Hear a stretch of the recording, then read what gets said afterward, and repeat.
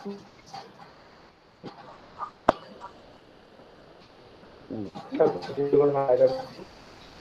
पाठवते message forward.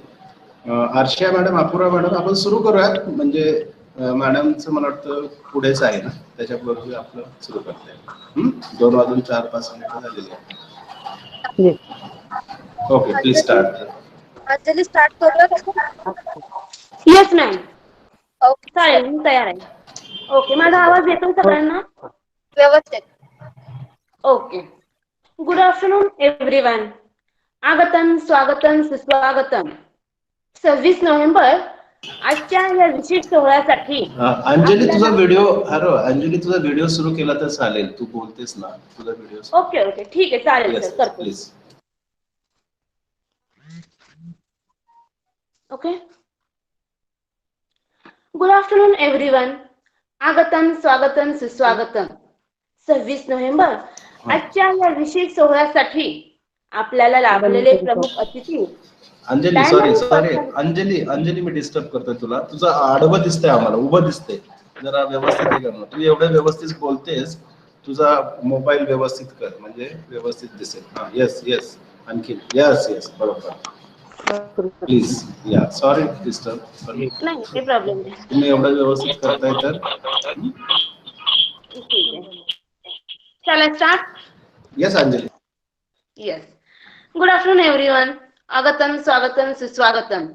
26 November आजच्या या विशेष सोहळ्यासाठी आपल्याला लाभलेले प्रमुख अतिथी, dynamic personality doctor Razia Patel ma'am, तसेच टेक महिंद्रा फाउंडेशनचे सर्व पदाधिकारी, mister Sandeep Pandit, senior executive, mister Manoj Sakate, location manager, and Mrs Kalpana Diwadkar, location head, Tech Mahindra foundation of Pune. त्याचबरोबर SNDT TMF स्मार्ट सेंटरचे पदाधिकारी, assistant professor Bhaskar Igave sir and project director, centre manager miss Arshiya Walikar ma'am, Apurva ma'am and Namrata ma'am. त्याचबरोबर office ऍडमिनच्या सर्व विद्यार्थिनींचे मी इथे स्वागत करते. कर्तृत्व ज्यांचे हिमालयाप्रमाणे, ज्ञान ज्यांचे सागराप्रमाणे, फुलला हा सोहळा ज्यांच्या आगमनाने, स्वागत करूया मान्यवरांचे शब्द सुमनांच्या पारिजाताने. धन्यवाद. कार्यक्रमाची सुरुवातीला विद्यापीठ गीत सादर करण्यात येत आहे.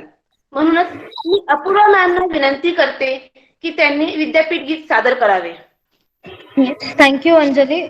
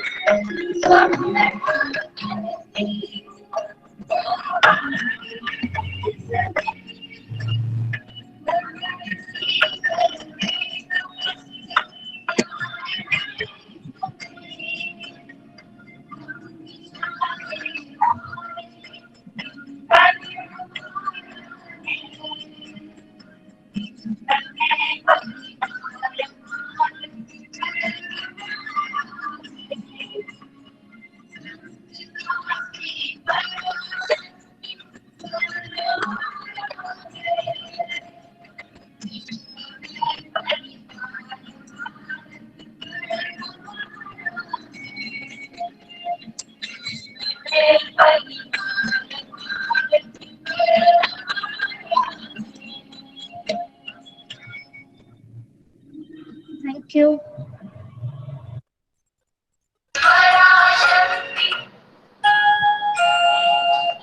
हॅलो. हॅलो.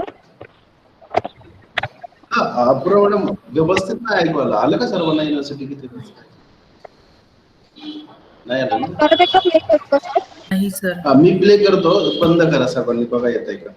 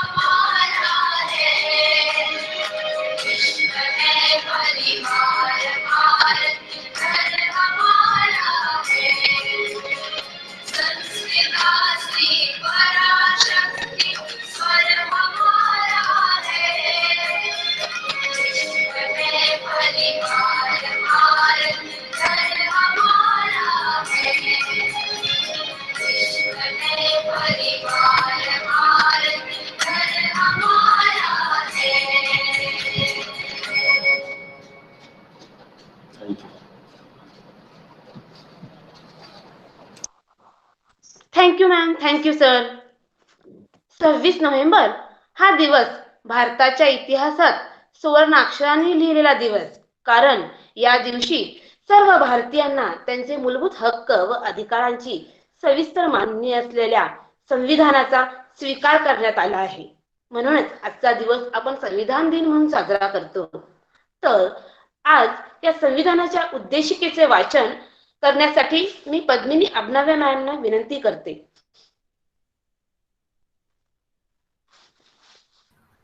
धन्यवाद अंजली मॅडम.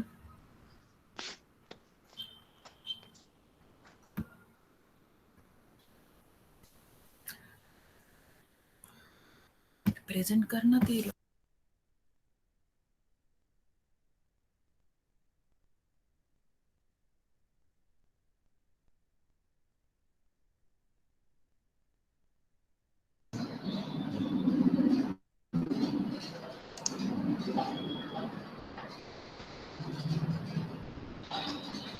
काय झालं पद्मिनी?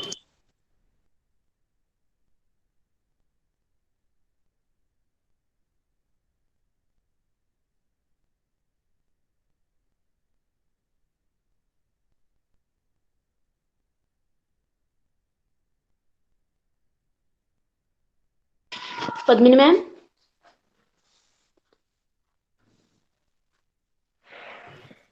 पद्मिनी तू म्यूट वरती आहेस, अनम्यूट कर फक्त आणि देन बोलू शकतेस.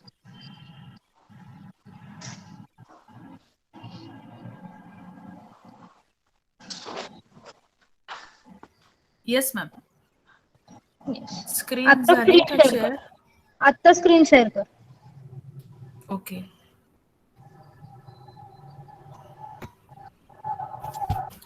दिसते सगळ्यांना स्क्रीन? हो दिसतीये. थोडस झूम कर. Yes, fine. Okay fine. या. थँक्यू. केलं तर चालेल मॅम आता सुरू? हो सर्वांना ऐकू येत आहे का? हो हो. भारताचे संविधान. उद्देशिका. आम्ही भारताचे लोक, भारताचे एक सार्वभौम, समाजवादी, धर्मनिरपेक्ष, लोकशाही गणराज्य घडवण्याचा व त्याच्या सर्व नागरिकास सामाजिक, आर्थिक व राजनैतिक न्याय, विचार, अभिव्यक्ती, विश्वास, श्रद्धा व उपासना यांचे स्वातंत्र्य, दर्जाची व संधीची समानता निश्चितपणे प्राप्त करून देण्याचा आणि त्या सर्वांमध्ये व्यक्तीची प्रतिष्ठा व राष्ट्राची एकता आणि एकात्मता यांचे आश्वासन देणारी बंधुता प्रवर्धित करण्याचा संकल्पपूर्वक निर्धार करून आमच्या संविधान सभेत आज दिनांक 26 नोव्हेंबर 1949 रोजी याद्वारे हे संविधान अंगीकृत आणि अधिनियमित करून स्वतःप्रत अर्पण करत आहोत. धन्यवाद. Thank you ma'am. खूप छान. थोडक्यात सांगायचं झालं तर विसरा साऱ्या आसवांना, विसरा साऱ्या वेदना, विसरा सारे जात धर्म पंथ भाषा आणि त्यांच्या वल्गना. या घडीला बांधवांनो हीच हृदयी भावना, या जपूया अभिमानाने संविधानाच्या रूपरेषा, या जपूया अभिमानाने संविधानाच्या रूपरेषा. धन्यवाद. यानंतर मी योगिता घोरपडे मॅमना विनंती करते की त्यांनी आजच्या दिवसाचे महत्त्व आपल्या समोर मांडावे. Yogita ma'am. Yes. Thank you, Anjali. Good afternoon, one and all. Today we are here to celebrate the 26th November, and it's also called the Constitution Day, National Law Day, and also known as the Samvidhan Divas. Is celebrated in India every year to commemorate the adoption of the Constitution of India. On 26 November 1949, the Constitution of India, and it came into effect on 26 January 1950. The Constitution of India is the longest written constitution of any sovereign country in the world. It also aims to create awareness of fundamental duties as enshrined in the Constitution. Constitution Day is not only public holiday. Various departments of the Government of India celebrated the Constitution Day. This day promotes constitution values among citizens. The document lays down the framework demarcating fundamental political code, structure, procedures, powers, and duties of government institutions and set out fundamental rights, directive principles, and the duties of citizens. Thank you. Thank you Yogita ma'am. Thank you. त्यानंतर मी आपले project director Shri Bhaskar सरांना विनंती करते की त्यांनी आम्हाला संविधान दिनाबद्दल आपले मत मांडावे, आमच्या समोर आपले मत मांडावे व मार्गदर्शन करावे. थँक्यू अंजली. सर्वप्रथम आपणा सर्वांना संविधान दिनाच्या हार्दिक शुभेच्छा. मी संविधानाविषयी जास्त नाही बोलणार, त्यासाठी आपले जे प्रमुख वक्ते आहेत ते बोलतीलच. मला या ठिकाणी तुम्हा सर्वांचे, विद्यार्थिनींचे विशेषतः कौतुक करावं वाटतं, कारण तुम्ही इतक्या कमी वेळात हा कार्यक्रम आज आयोजित केलेला आहे, त्यासाठी तुमचे अभिनंदन. त्यानंतर आपल्या ज्या आजच्या वक्त्या आहेत professor doctor Razia Patel madam, या त्यांच्या आयुष्यात सामाजिक, व्यावसायिक, एकूण जीवनात संविधानाची मूलतत्वे जगत असतात हे आम्ही खूप जवळून पाहिलेलं आहे आणि आज त्यांनी केलेल्या संवादातून आपल्याला ते लक्षात येईल. तर मॅडमचे देखील मी स्वागत करतोय. आजच्या दिवशी संविधानात जे सांगितलेलं आहे त्यानुसार प्रत्येक देशाच्या संविधानानुसार त्या देशातील कार्यपद्धती चालू असते, जी संविधानाची मूळ तत्वे आहेत. ही तत्वे सर्वांनी सामाजिक वैयक्तिक जीवनात अंगीकारावी आणि त्यामुळे समाजात शांतता निर्माण होईल असे मला वाटते. SNDT विद्यापीठ जे महर्षी कर्वेंनी स्थापन केलेलं आहे ते देखील या संविधानाच्या तत्वांना अनुसरूनच आहे. त्यामध्ये महिलांचा विकास आहे, समानता आहे, स्वातंत्र्य आहे, बंधुभाव आहे. ही सर्व तत्वे डोळ्यासमोर ठेवून महर्षी कर्वेंनी 1915 साली या विद्यापीठाची स्थापना केली आणि त्यानुसार आपलं विद्यापीठ चाललेलं आहे. यापुढे जाऊन जे टेक महिंद्रा सोबत आपण काम करत आहोत ते देखील एक सामाजिक जबाबदारी त्यांची सामाजिक जबाबदारी जोपासून हे काम करत आहे. ते देखील संविधानाला धरूनच आहे. त्यामुळे या ठिकाणी माझ्यापेक्षा म्हणजे आपले जे वक्ते आहेत त्यांचं मनोगत किंवा विचार ऐकायला जास्त उत्सुक आहे. धन्यवाद मला बोलण्याची संधी दिल्याबद्दल.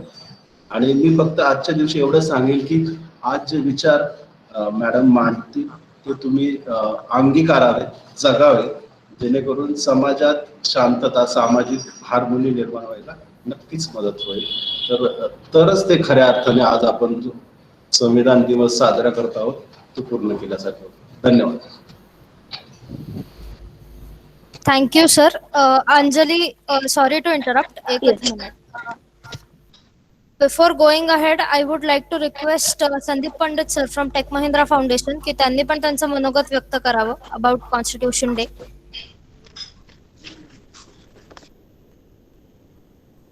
Yeah, thank you, Apurva, and thank you, SNDT team, the organized a wonderful Constitution Day ceremony.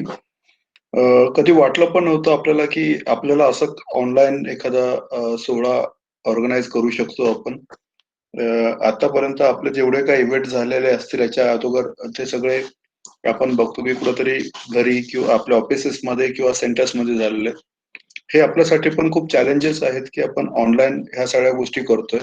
And SNDT team आणि तुमचं मला मनापासून धन्यवाद करायचे की ऑनलाईन असून सुद्धा तुम्ही ते चॅलेंज एक्सेप्ट करताय आणि हे सगळे जे डे आहेत ते तुम्ही ऑनलाईन सेलिब्रेट करताय.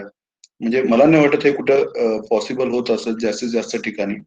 त्याच्याबद्दल खरंच टीम SNDTचं एक मनपूर्वक त्यांचं अभिनंदन. अँड आपल्या सगळ्यांनाच माहिती की कॉन्स्टिट्यूशन्स म्हणजे सगळ्यात मोठी कॉन्स्टिट्यूशन्स आपली इंडियाची आहे. त्याच्यावर जेवढं आपण बोलू तेवढं आपल्यासाठी कमीच आहेत. पण आता जे आपलं वक्ता आहेत ज्या ठिकाणी बोलणार आहात तर मला असं वाटतं की ते तुम्ही जर व्यवस्थित ऐकून ते अंगीकृत केलं आणि त्याच पद्धतीने आपले जर आचार आणि विचार जर आपले पुढे राहिले तर ते आपल्यासाठी, देशासाठी आणि समाजासाठी नक्कीच ते उपयोगाचे ठरतील. जास्त मी काय बोलत नाहीये कारण की खूप वेळ घेत झालाय आताच प्रोग्रामसाठीचा. So you can continue. Thank you for organise this. Thank you, sir. तुम्ही continue थँक्यू सर. आमच्या सेंटर मॅनेजर श्री आरशा मॅमना मी विनंती करते की त्यांनी आम्हाला मार्गदर्शन करावे. या थँक्यू अंजली. मार्गदर्शन मी असं काही करणार नाहीये सध्या, कारण आपल्याला ज्या गेस्ट लाभलेले आहे डॉक्टर रझिया पटेल, त्या योग्य व्यक्ती आहेत आजच्या दिवसाला तुम्हाला मार्गदर्शन करण्यासाठी. आणि सगळ्यात आधी तर मी सगळ्या मुलींचं कौतुक करते आणि आभार मानते ऍक्च्युली की तुम्ही सगळ्यांनी आमच्याकडून दिलेली ही ऍक्टिव्हिटी आणि हे चॅलेंज एक्सेप्ट केलं ऑनलाईन कॉन्स्टिट्यूशन डे सेलिब्रेट करायचा. यातून तुम्हीही बऱ्याच गोष्टी शिकत आहात, टेक्निकल थिंग्स, अजून बऱ्याच गोष्टी आहेत आणि कॉन्फिडन्स डेव्हलपमेंटला पण तुम्हाला चान्स आहे. फक्त ऍज अ वुमेन्स युनिव्हर्सिटी मी एक गोष्ट बोलू इच्छिते की संविधान मध्ये बरेच अधिकार, हक्क यांबद्दल माहिती दिलेली आहे. त्यात पर्टिक्युलरली स्त्रियांसाठी पण जे हक्क आहेत त्याविषयी सुद्धा लिहिले गेलेलं आहे आणि बऱ्याच मुलींना ह्या गोष्टी माहीत नाहीयेत. आज रझिया मॅम नक्कीच त्यांच्या मार्गदर्शनातून ते तुमच्यापर्यंत पोहोचवतील. आणि yes, thank you so much Razia ma'am की तुम्ही तुमच्या बिझी शेड्यूल मधून आम्हाला वेळ दिलेला आहे. आणि मुलींना एक विनंती असेल की खूप डायनॅमिक आणि फॅन्टॅस्टिक व्यक्ती आज आपल्याला लाभलेल्या आहेत. तर तुम्ही जे काही ऐकणार आहात ते नक्कीच अंमलात आणा. Yes, thank you so much Anjali. Thank you ma'am. यानंतर मी प्रियांका माने मॅमना विनंती करते की त्यांनी आपले प्रमुख अतिथीचा परिचय करून द्यावा. Am I audible? या. Thank you, ma'am. Good afternoon, everyone. I am Priyanka Marle, student of Office Administration, SNDT TMF Smart Center. आज या दिवशी आपल्या इथे most famous distinguish personality doctor Razia Patel ma'am आपल्याला जॉईन झाले आहेत. मॅमचं मी SNDT TMF सेंटर तर्फे वेलकम करते. रजिया मॅम या मायनॉरिटी राईट्स ऍक्टिव्हिटीस्ट आहेत. तसेच त्या शिक्षण, स्त्री सुधारणा आणि सामाजिक प्रश्नांचे भान असणाऱ्या लेखिका, समाज समीक्षक आहेत. यांची लेखनशैली प्रबोधनविषयक आस्था प्रकट करणारी आहे. 1982 मध्ये जळगाव शहरातील मुस्लिम पंचायतीने फतवा काढून मुसलमान स्त्रियांना चित्रपटगृहात जाऊन चित्रपट पाहण्याची बंदी केली. याविरुद्ध रजिया पटेल यांनी अन्य मुस्लिम स्त्रियांना घेऊन वयाच्या अवघ्या 22व्या वर्षी मोठे आंदोलन करून मुस्लिम स्त्रियांवरील ही बंदी उठवलीच. शिवाय या आंदोलनामुळे जळगावच्या त्या मुस्लिम पंचायत समितीवर सरकारने बंदीही घातली. रजिया मॅम यांनी छात्र युवा संघर्ष चॅनेलच्या राष्ट्रीय ऑर्गनायझर म्हणूनही काम पाहिले आहे. त्यांनी अनेक संघटनांमध्ये कार्यरत असताना हिंदू मुस्लिम युनिटी प्रयत्न केले. त्यांना मानाच्या 2 फेलोशिपही मिळाल्या असून अहिल्यादेवी होळकर अवॉर्ड, नवरत्न अवॉर्डसह अनेक अवॉर्ड्सने त्यांना गौरविण्यात आलेले आहे. रजिया पटेल मॅम या पुणे शहरातील centre for educational studies in Indian institute of education मध्ये मायनॉरिटी सेलच्या प्रमुख आहेत. असं हे आज आपल्याला प्रतिष्ठित व्यक्तिमत्व लाभलं आहे. यानंतर मी टेक महिंद्रा फाउंडेशन पुणेमधील मिस्टर संदीप पंडित सर जे सिनियर एक्झिक्युटिव्ह आहेत, मिस्टर मनोज सकटे सर जे लोकेशन मॅनेजर आहेत आणि मिसेस कल्पना दिवाडकर मॅम ज्या लोकेशन हेड आहेत, या सर्वांचंही स्वागत करते. I also welcome to our respected sir, Mr. Bhaskar Igave sir जे SNDT वुमेन युनिव्हर्सिटी मध्ये असिस्टंट प्रोफेसर आणि life long learning and extension डिपार्टमेंटचे प्रोजेक्टर डायरेक्टरही आहेत. Then I would like to introduce with our respected Arshiya Walikar ma'am ज्या SNDT TMF स्मार्ट सेंटरच्या centre manager आहेत. As well as I welcome to our Miss Apurva Deshpande ma'am and Mrs. Namrata Sathite ma'am who are IT, English and Office Admin Facilitator, and welcome to all our participants. Now I request to Rajia ma'am to deliver her valuable guidance. Thank you everyone. Over to you Rajia ma'am. Hello ma'am. Thank you. Hello, ऐकू येत ना? Yes. हा, प्रेम आहे ना? Hello, hello,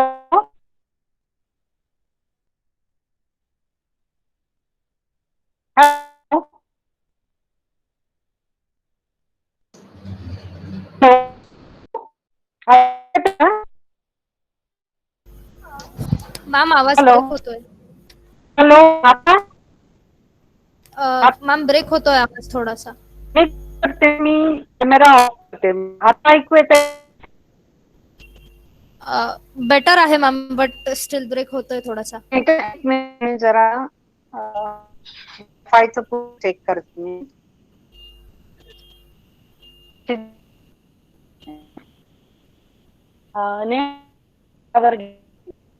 Chandgad का?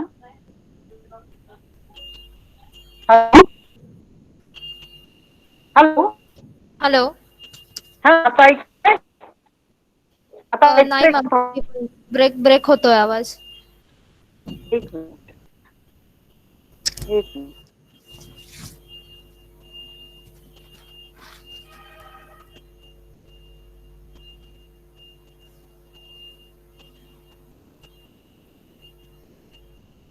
Hello. Yes ma'am. हा, आता नीट ऐकू येते? येस मॅम, आता ओके आहे. हा, ठीक आहे. मग मी इथून या पॉइंट वरनं बोलते. Yes ma'am. आज 26 नोव्हेंबर, सगळ्या मैत्रिणींना संविधान दिनाच्या मी हार्दिक सदिच्छा देते.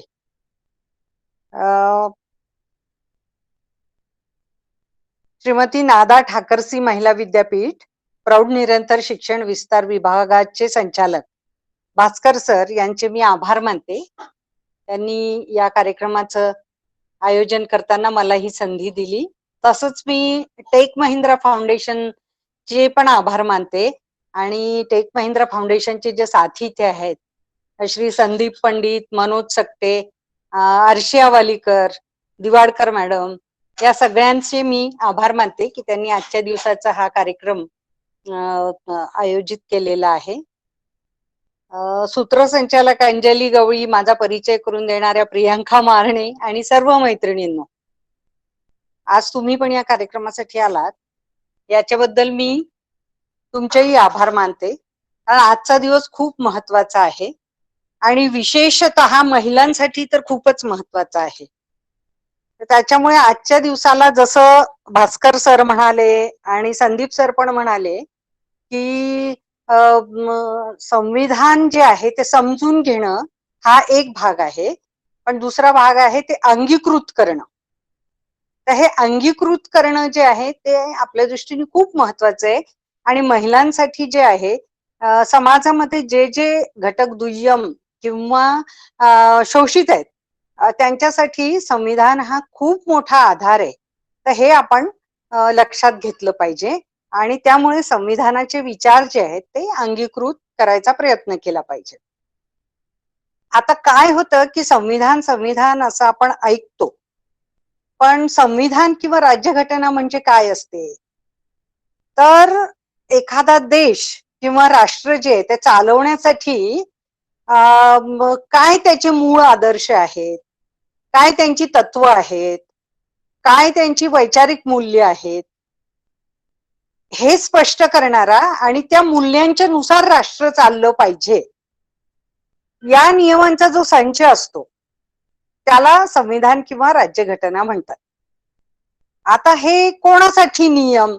अर्थात हे मानव समाजासाठी. आणि ज्या राज्याची ती घटना आहे, ज्या राष्ट्राची ती घटना आहे त्या राष्ट्राच्या नागरिकांसाठी.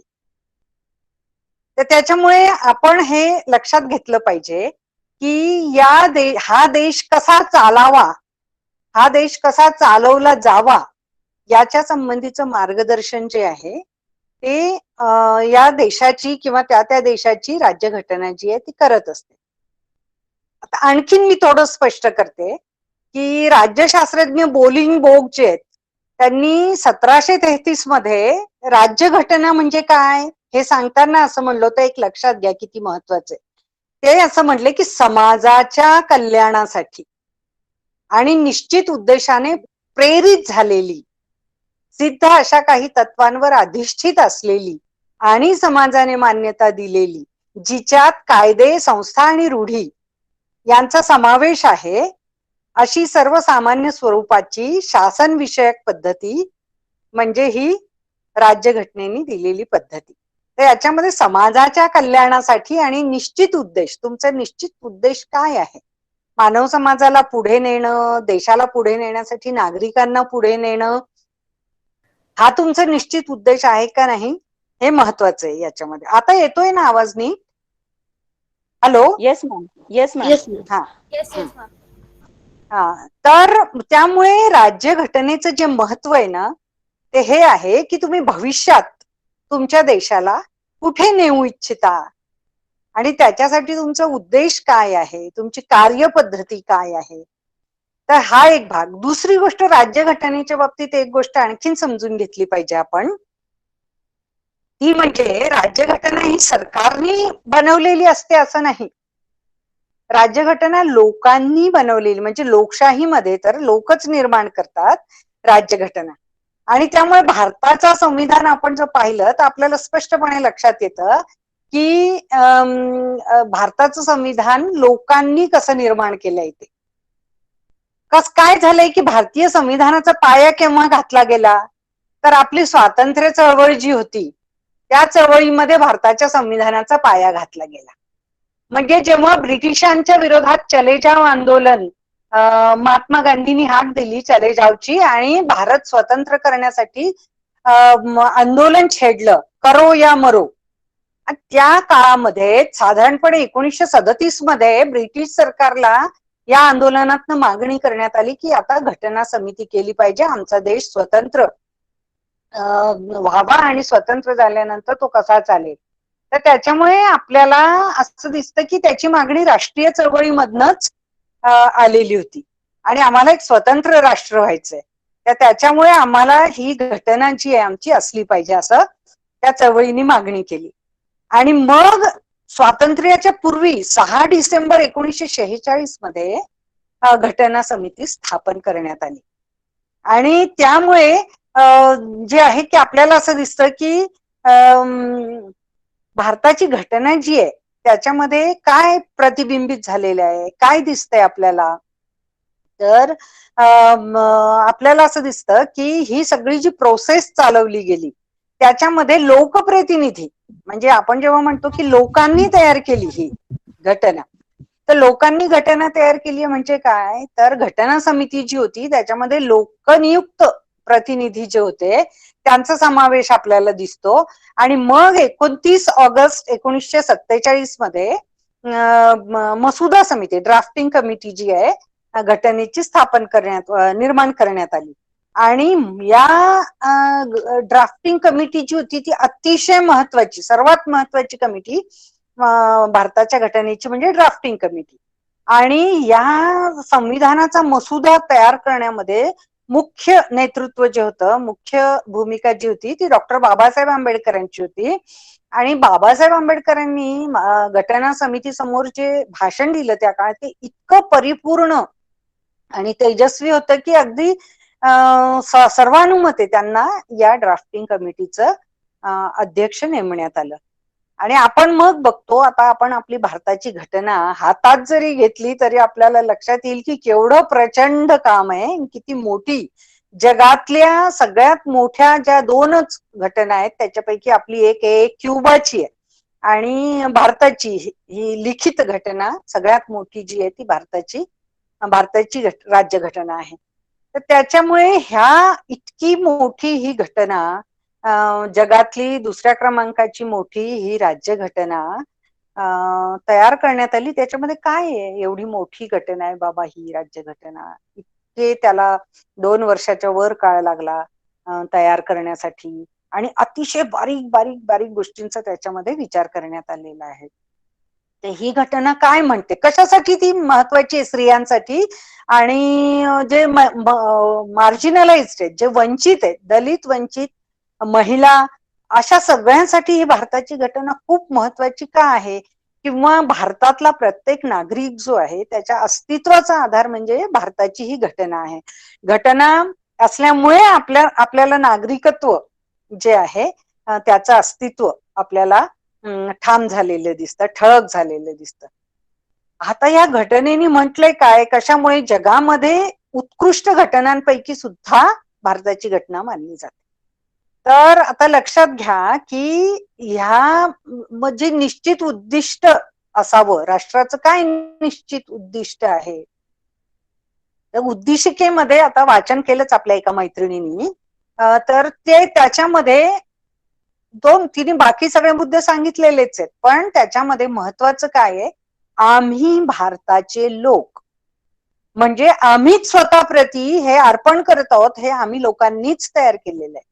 म्हणजे भारतामध्ये लोकशाही जे उद्दिष्ट आहे आपलं, आम्ही लोकतंत्र मानतो, आम्ही लोकशाही मानतो, हे लोकांचं राज्य आहे असं मानतो. आणि त्यामुळे ते काय म्हणतात, सार्वभौम म्हणजे जे राष्ट्र कोणाचंही गुलाम नाही, स्वतंत्र आहे. समाजवादी म्हणजे आम्ही समाजामध्ये सगळ्यांच्या समानतेचं मानतो. त्याच्यानंतर धर्मनिरपेक्ष, त्याच्यानंतर लोकतंत्रात्मक गणराज्य म्हणजे लोकांनी लोकांसाठी चालवलेलं लोकांचं राज्य. तर ह्या गोष्टी खूप ठळकपणे म्हणजे उद्दिष्टांमध्येच सांगून टाकलेल्या आहेत. त्याच्यानंतर काय द्यायचं म्हणजे नागरिकांना काय द्यायचं वचन ही राज्यघटना देते. तर सामाजिक, आर्थिक आणि राजनीतिक न्याय, कोणावरही अन्याय होता कामा नये. त्याच्यानंतर विचार, अभिव्यक्ती, विश्वास, श्रद्धा आणि उपासना यांचं स्वातंत्र्य, कोणालाही ते नाकारलं जाणार नाही.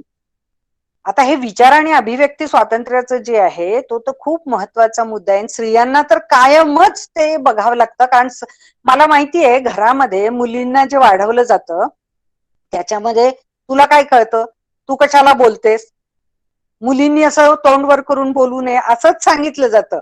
म्हणजे आपल्याला घरातही हे स्वातंत्र्य जे आहे आपल्या विचारांची अभिव्यक्ती, मला काय वाटतं ते सांगण्याचं स्वातंत्र्य स्त्रियांना सहसा नसतं.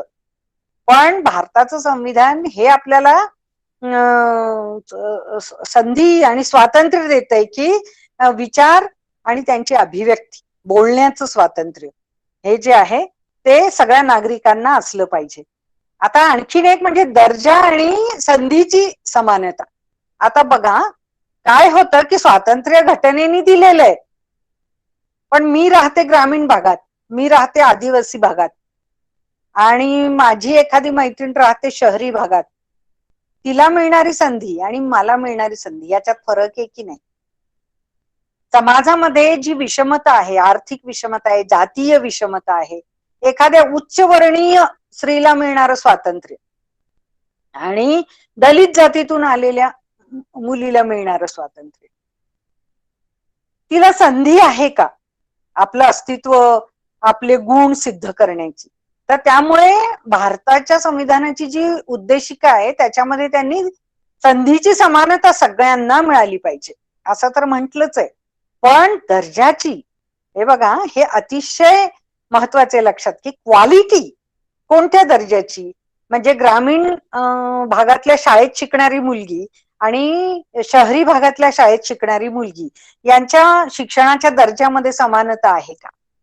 हे जर आपण पाहिलं तर रिसोर्सेस सुद्धा जिथे कमी असतात तिथे क्वालिटी एज्युकेशनची असो की क्वालिटी ऑफ लाईफ असो याच्यामध्ये फरक पडतो. तर त्याचा विचार या उद्दिष्टिकेमध्ये करण्यात आलेला आहे. त्याच्यानंतर भास्कर सरांनी एक महत्वाचं हे सांगितलं की देशामध्ये शांतता केव्हा नांदेल, जेव्हा बंधुता असेल, राष्ट्राची एकता आणि एकात्मता यांचं आश्वासन देणारी बंधुता. तर हे जे याच्यामध्ये म्हणले की एकता आणि एकात्मता ही देशासाठी, देश पुढे जाण्यासाठी खूप महत्वाची असते. जर देशामध्ये अशांतता असेल, सगळे समाज एकमेकांशी भांडत असतील किंवा द्वेष असेल, वैरभाव असेल, भेदभाव असतील, तर मग एकात्मता येणं कठीण असतं. आणि त्याच्यामुळे एकात्मता जर आली नाही तर तुमचं राष्ट्र कसं पुढे जाणार? तर त्याच्यामुळे हे जे त्यांनी उद्देशिकेमध्ये म्हटलेलं आहे की एकता, राष्ट्राची एकता, म्हणजे आपल्याकडे आपण असं बघतो की भारत हा देश जो आहे त्याच्यामध्ये विविधता खूप आहे, विविध धर्म आहेत, विविध भाषा आहेत आणि वेगवेगळे निसर्ग सौंदर्य असलेले वेगवेगळे प्रांत आहेत. तर राष्ट्राची एकता की इतकी विविधता असून, इतके विविध प्रांत असून, या टोकापासून त्या टोकापर्यंत आम्ही राष्ट्राची एकता आणि समाजातली एकात्मता ही प्रवर्धित करणारी बंधुता जी आहे ती तुमच्यामध्ये असली पाहिजे. तर हे उद्दिष्टिकेमध्ये म्हटलेलं आहे. तर अंगीकारण म्हणजे काय? अंगीकारण म्हणजे हे की हे जे सांगितलेलं आहे की आपण इतरांवर अन्याय होणार नाही याचा विचार करतो का? आपण आपल्याला दर्जाची आणि संधीची समानता नाहीये त्याच्याबद्दल आवाज उठवतो का? आपल्याला असं वाटतं की आपलं कोण ऐकणार, आपण काय बोलायचं, आपल्यामध्ये तेवढी ताकद आहे का बोलायची? तर हे लक्षात घेतलं पाहिजे की भारताचं संविधान सर्वोच्च आहे आणि भारताच्या संविधानाने आपल्याला ती ताकद दिलेली आहे. आता एक उदाहरण दिलं माझा परिचय करून देणाऱ्या मैत्रिणींनी की सिनेमा बंदी आंदोलन लागलं होतं तिथल्या एक धर्म पंच कमिटीने जळगावमध्ये, आणि त्यांनी असं सांगितलं की स्त्रियांनी सिनेमा बघायचा नाही आणि जी बाई सिनेमा बघायला जाईल तिला दंड लावू किंवा आम्ही सामाजिक शिक्षा करू. आणि त्याच्यामुळे खूप दहशत होती. आम्ही ते आंदोलन उभं केलं आणि ती पंच कमिटी पण नंतर बरखास्त करण्यात आली. आम्ही काय म्हणालो त्यांना की आमच्यावर असं कोणी लादू शकत नाही, सिनेमा नाही बघायचा तर आम्ही स्वतः ठरवू, असं कुणीही दंडुका घेऊन आम्हाला हे करू शकत नाही. तर मग तुम्ही प्रबोधन करा, सिनेमे वाईट असतात, काय असतात, बघावे का बघू नये, पण तुम्ही दंडा घेऊन आम्हाला दंड करू तुम्हाला असं नाही करू शकत. आणि त्याच्यामध्ये पंच कमिट्या बरखास्त करण्यात आल्या. आम्हाला आंदोलन का करता आलं? आम्हाला आंदोलन करता आलं कारण भारताच्या संविधानाने आम्हाला तो अधिकार दिलेला आहे. आणि दुसरं म्हणजे ती पंच कमिटी का बरखास्त करण्यात आली? पंच कमिटी याच्यासाठी बरखास्त करण्यात आली की दुसऱ्यांच्यावर तुम्ही अशा पद्धतीनं काही लादू शकत नाही. भारताच्या नागरिकांना सर्व प्रकारचं स्वातंत्र्य आहे, व्यक्ती स्वातंत्र्य आहे. म्हणजे मला तर असं दिसतं की शिक्षणापासून, घरामध्ये वादविवादापासून सगळीकडे जेव्हा मी आता बघते तर मला भारतीय संविधानाचा खूप आधार वाटतो. कारण जर का मला असं वाटलं की हा माझ्यावर अन्याय होतो आहे तर भारताच्या संविधानाचा आधार धरून मी सर्वोच्च न्यायालयाकडे दाद मागू शकते. तर हे जे आहे की भारताचं संविधान दोन गोष्टी आहेत. सर्वोच्च न्यायालयामध्ये जाऊन दाद मागणं हा एक भाग झाला, पण अंगीकृत करणं म्हणजे समाजामध्ये हे मूल्य रुजतायत की नाही ते बघणं एक गोष्ट, आणि मी स्वतःच्या आचरणात हे आणते का नाही. आता एकात्मतेचं आपण म्हणतो, एकात्मतेमध्ये आज आपण काय करतो आहोत, ते तसे आम्ही असे आहोत, त्यांचं तसं आमचं असं, ते असे असतात आम्ही असे असतो. म्हणजे आपण सारखं ते आणि आम्ही, ते आणि आम्ही असा विचार करतो. पण आपण सगळेच खरं म्हणजे भारताचे नागरिक आहोत. पण आपण ते आणि आम्ही, ते आणि आम्ही असा विचार करायला लागल्यानंतर समाजामध्ये दुही निर्माण होते. त्याच्यामुळे आपण जे विचार करतो की तोही भारताचा नागरिक आहे, मीही भारताचा नागरिक आहे, आणि त्याच्यामुळे संविधानाने दिलेले हक्क जे आहेत ते सगळ्यांना सारखे आहेत. त्याच्यामुळे ते आणि आम्ही हे करून आपण काही पुढे जाऊ शकत नाही. पण आपण असं बघतो की आज समाजामध्ये सगळे लोक बोलताना ते त्यांचं असं, तो समाज असा असतो, हा समाज असा असतो, ते लोक तसं करतात, आम्ही लोक असं करतो, हीच भाषा बोलत असतात. तर त्याच्यामुळे हे जे आहे की भारताचं संविधान जे आहे ते हे जेव्हा सांगतं की एकात्मता का बळकट करायची, एकात्मता बळकट केली नाही तर आपलं राष्ट्र बळकट होऊ शकत नाही. कारण जर आपणच आपापसात भांडत बसलो तर राष्ट्र कसं काय बळकट होईल. आणि त्याच्यामुळे आपण जर पाहिलं की भारताच्या घटनेने हा विचार केलेला आहे. कशासाठी हा विचार केला की बाबा इतके विविध धर्म, म्हणजे धर्मनिरपेक्ष हा शब्द जो आहे भारताच्या संविधानाच्या उद्देशिकेमध्ये, कारण खूप धर्म आहेत, मग कोणत्या धर्माचं सरकार नको. कारण एकच धर्माचं सरकार असू शकत नाही. कारण सगळ्या नागरिकांना जर का हा देश आपला आहे आणि हा देश पुढे गेला पाहिजे ही भावना बळकट व्हायची असेल तर सरकार हे सेक्युलरच असलं पाहिजे, धर्मनिरपेक्ष, सगळ्या धर्मांना ते समभाव ठेवील, पण सरकारचा धर्म असणार नाही. आणि त्याच्यामुळे विविधता असलेल्या या देशामध्ये सरकार हे धर्मनिरपेक्ष असलं पाहिजे असं जे त्यांनी ठरवलं ते किती दूरदृष्टी होती हे लक्षात येतं आपल्याला. आणि भारतामध्ये जे जन्मले ते या भारताचे नागरिक, आणि मग त्यांचे मूलभूत अधिकार जर आपण पाहिले तर स्त्रियांसाठी ते किती महत्वाचे हे लक्षात घ्या. मूलभूत हक्क जे भारताच्या घटनेने दिले ते त्याच्यातला पहिला जो आहे, सगळ्यात पहिला जो हक्क घेतलेला आहे मूलभूत, तो समानतेचा आहे. आणि मग समानता, कायद्यापुढे समानता, सगळ्यांसाठी कायदा जो आहे तो समान असला पाहिजे. आणि त्याच्या समोर सगळे, कोणी श्रीमंत असेल, कोणी उद्योगपती असेल, कोणी गरीब असेल, झोपडीत राहणारा असेल, पण कायद्यापुढे सर्व समान आहेत. त्याच्यानंतर धर्म, वंश, जात, लिंग, जन्मस्थान यावरून कोणीही कोणाशी भेदभाव करू शकणार नाही. त्याच्यानंतर सार्वजनिक सेवा योजनांमध्ये जे आहे बाबींमध्ये त्या सगळ्यांना समान संधी असेल. आता बऱ्याचदा मी काही लोकांना बोलताना ऐकले, संघटनेमध्ये काम करत असताना, बायका नोकरी करायला लागल्या म्हणून पुरुषांना नोकरी मिळत नाही असं ते म्हणतात. म्हणजे स्त्रियांनी काय चूल आणि मूल सांभाळलं पाहिजे, स्त्रियांनी काय बाहेर नाही यायला पाहिजे, त्या बाहेर येऊन नोकरी करायला लागल्या आणि मग पुरुषांची संधी कमी झाली. किंवा ते असं म्हणतात इतर समाजाचे लोक आले म्हणून आमची संधी कमी झाली. असा प्रश्न नाही. भारताची घटना जी आहे ती असं सांगते की सगळ्याच नागरिकांना रोजगाराचा हक्क आहे.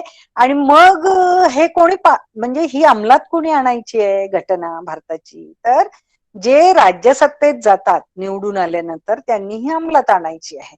त्यामुळे आपले जे प्रश्न राज्यसत्तेला असले पाहिजे ते करण्यापेक्षा आपण काय करतो, एकमेकांनाच दोषी धरतो. तर ते मूलभूत हक्कांमध्ये जे आहे हे तर आहेच, पुन्हा त्याच्यामध्ये अस्पृश्यता नष्ट करणं आणि जे म्हणजे अनुसूचित जाती जमाती आहेत त्यांची ते जे मागे गेलेले आहेत, जे पिछाडीवर गेलेले आहेत, तर त्यांना पुढे आणण्यासाठी प्रयत्न करणं. तर हे जे शोषणाविरुद्ध स्वातंत्र्य हक्क त्यांनी दिलेले आहेत, तर त्याच्यामध्ये शोषण जे आहे, स्त्रियांचं शोषण आहे, त्याच्यानंतर बालमजूर आहेत, वेठबिगारी आहे. हे शोषण जे याच्या म्हणजे आपल्याला असं दिसतं की ज्यांच्यावर अन्याय होतो त्याच्यासाठी भारताची घटना जी आहे ती संरक्षण देते. मग धर्म स्वातंत्र्य, आता धर्म स्वातंत्र्य, धर्माच्या मुळे सुद्धा फार कलह माजलेले. तर भारताच्या घटनेने असं सांगितलंय की ज्याची जी धर्मश्रद्धा असेल त्याचं त्यांनी पालन करायला काहीच हरकत नाही, त्यांना ते स्वातंत्र्य असेल. फक्त एक अट घातली, हे लक्षात घ्या. कलम 25 जे आहे ते असं म्हणतं की धर्म स्वातंत्र्य असेल, तुमच्या श्रद्धेचं स्वातंत्र्य तुम्हाला असेल, पण तुम्हाला शोषणाचं स्वातंत्र्य असणार नाही. म्हणजे जर एखादा धर्म म्हणत असेल की आम्हाला तर काही स्त्रियांवर अन्याय करण्याचं आम्हाला सांगितलेलेच आहे, तर त्याच्यामुळे आमच्या धर्माचे जे कायदे आहेत त्या कायद्यांमध्ये स्त्रियांसाठी दुय्यमच स्थान दिलेलं आहे. आता प्रत्येकच धर्माच्या कायद्यामध्ये स्त्रियांना दुय्यम स्थान आहे. तर भारताचं संविधान धर्म स्वातंत्र्य देतं, पण स्त्रियांना दुय्यम स्थान देण्याचं स्वातंत्र्य देत नाही. आता अलीकडे जी आंदोलनं चाललेली आहेत की आता शबरीमलामध्ये स्त्रियांना जाऊ द्यावं की नाही, ते दर्ग्यामध्ये स्त्रियांना जाऊ द्यावं की नाही, शनी मंदिरामध्ये स्त्रियांना जाऊ द्यावं का नाही, तर भारताचे नागरिक म्हणून त्या स्त्रियांना अधिकार आहेत. पण काही लोकांना असं वाटतं की नाही आमच्या धर्मात हे असं नसल्यामुळे आम्ही त्यांना जाऊच देणार नाही. तर हे जे आहे की धर्म स्वातंत्र्य आहे, पण कोणाला रोखण्याचं स्वातंत्र्य नागरिकांना नाहीये. तर हे एक झालं. पण दुसरं जे आहे त्याच्यामध्ये हक्क सांगितले पण कर्तव्य पण सांगितले. त्याच्यामध्ये एक आहे कर्तव्य मूलभूत की संविधानाचं पालन. आता संविधानाचं पालन करणं म्हणजे काय, दोन गोष्टी आहेत. संविधानामध्ये जे समानतेची, धर्मनिरपेक्षतेची, लोकशाहीची मूल्य सांगितलेली आहेत ती तर आपण स्वतः व्यक्तिगत पालन करायचीच, पण आपला आवाज पण उठवायचा. जर अन्याय होत असेल तर आपल्याला आवाज उठवण्याचा अधिकार जो आहे तो संविधानाने दिलेला आहे. त्याच्यानंतर भारताची एकता आणि एकात्मता टिकवली पाहिजे, हे कर्तव्यामध्ये सांगितलेले. म्हणजे आपण हक्काच्या गोष्टी करतो पण कर्तव्य विसरून जातो, तर कर्तव्यामध्ये हे सांगितलेलं आहे. त्याच्यानंतर धार्मिक, भाषिक, प्रादेशिक भेदाच्या पलीकडे, म्हणजे या देशातल्या कुठल्याही प्रांतातला कोणी का असेना त्याला या भारतामध्ये कुठेही राहण्याचा, मुक्त संचार करण्याचा हक्क आहे. आता हल्ली आपल्याला प्रादेशिकता फार दिसते की या प्रांतातल्या लोकांनी इकडे येऊ नये, त्या प्रांतातल्या लोकांनी तिकडे जाऊ नये. याच्यामुळे काय वाढतं, कलह वाढतो, भांडणं वाढतात आणि मग देशामध्ये शांतता राहत नाही. त्याच्यानंतर स्त्रियांच्या, आता हे अतिशय महत्वाचं आहे, आपलं हे महिला विद्यापीठ आहे त्याच्यामुळे आपण बघा हे लक्षात घेतलं पाहिजे की त्याच्यामध्ये असं सांगितलं की स्त्रियांच्या प्रतिष्ठेला उणेपणा आणणारा, म्हणजे स्त्रियांच्या विरोधी असलेल्या रूढी परंपरा ज्या आहेत त्या आपण नाकारणं हे आपलं नागरिकांचं कर्तव्य आहे. आणि स्त्री पुरुष समानतेचं मूल्य जे आहे ते जोपासणं हे सुद्धा नागरिकांचं कर्तव्य आहे. भारतातल्या विविधतांचा आदर करणं हे आपलं कर्तव्य आहे. त्याच्यानंतर पर्यावरणाचं रक्षण करणं हे आपलं कर्तव्य आहे. तर हे जे सांगितलेलं आहे, आणखीन एक महत्वाचं आहे आणि ते आपण लक्षात घेतलं पाहिजे, भारतीय समाजामध्ये अंधश्रद्धा खूप आहे. तर भारताचं संविधान असं म्हणतं की बाबा विज्ञान निष्ठा आणि मानवता याच्यावर आपली निष्ठा ठेवली पाहिजे, सुधारणावादावर आपली निष्ठा ठेवली पाहिजे. तर त्याच्यामुळे ह्या सगळ्या गोष्टी ज्या आहेत, काय आहे की लोक संविधान असं बोलतात, संविधानाचा आदर केला पाहिजे असं म्हणतात, पण संविधानामध्ये जे काय सांगितलेलं आहे, कारण संविधानाचं संरक्षण करणं हे काही फक्त सरकारचं काम नाही, ते नागरिकांचं पण काम आहे. आणि जर हे आपण पालन केलं नाही तर संविधान कसं वाचणार. आणि त्याच्यामुळे जिथे जिथे हे या मूल्यांचा, भारताच्या संविधानाने सांगितलेल्या मूल्यांचा भंग होतो, कारण हे लक्षात घ्या की संविधानाला धक्का पोचला तर आपल्या राष्ट्राला धक्का आहे, आणि राष्ट्राला धक्का आहे म्हणजे आपण नागरिक जे आहोत या राष्ट्राचे त्यांना धक्का आहे. तर त्याच्यामुळे आपल्याला खरोखर जर राष्ट्र मजबूत व्हायला पाहिजे, टिकायला पाहिजे आणि आपला विकास झाला पाहिजे असं वाटत असेल तर हे मुख्यतः ही मूल्य हे केली पाहिजे. भारताची घटनांनी सरकारला पण मार्गदर्शक तत्व सांगितलेली आहे जी नागरिक त्यांना सांगू शकतात की तुम्ही हे केलं नाही, तुम्ही ते केलं नाही. त्याच्यामध्ये कामाचा अधिकार जो आहे, सगळ्या नागरिकांना कामाचा अधिकार द्यावा, काम मिळालं पाहिजे अशी स्थिती निर्माण करावी सरकारांनी, हे भारताची घटना म्हणते. त्याच्यानंतर शिक्षण आणि कल्याणाचा विचार सरकारने केला पाहिजे. त्याच्यानंतर क्वालिटी ऑफ लाईफ, सगळ्यांना नीट जगता आलं पाहिजे. 2 वेळचं पोटभर अन्न मिळालं पाहिजे, अन्न वस्त्र निवारा मिळाला पाहिजे. लोक जिथे काम करतात तिथे ह्युमन वर्किंग कंडिशन्स आणि एन्व्हायरमेंट जी आहे की लोक कशा परिस्थितीत काम करतात, ते जे आहे की माणसासारखं त्यांना जगता यावं, माणसासारखं काम करता यावं, पशुसारखं परिस्थितीत त्यांना राहावं लागू नये, हे सरकारांनी केलं पाहिजे. आता हे जे समाजातले मागास घटक जे आहेत, आदिवासी घटक जे आहेत, त्यांचं कल्याण केलं पाहिजे. शिक्षणाचा मोफत शिक्षणाचा अधिकार असला पाहिजे आणि अंमलबजावणी पण झाली पाहिजे.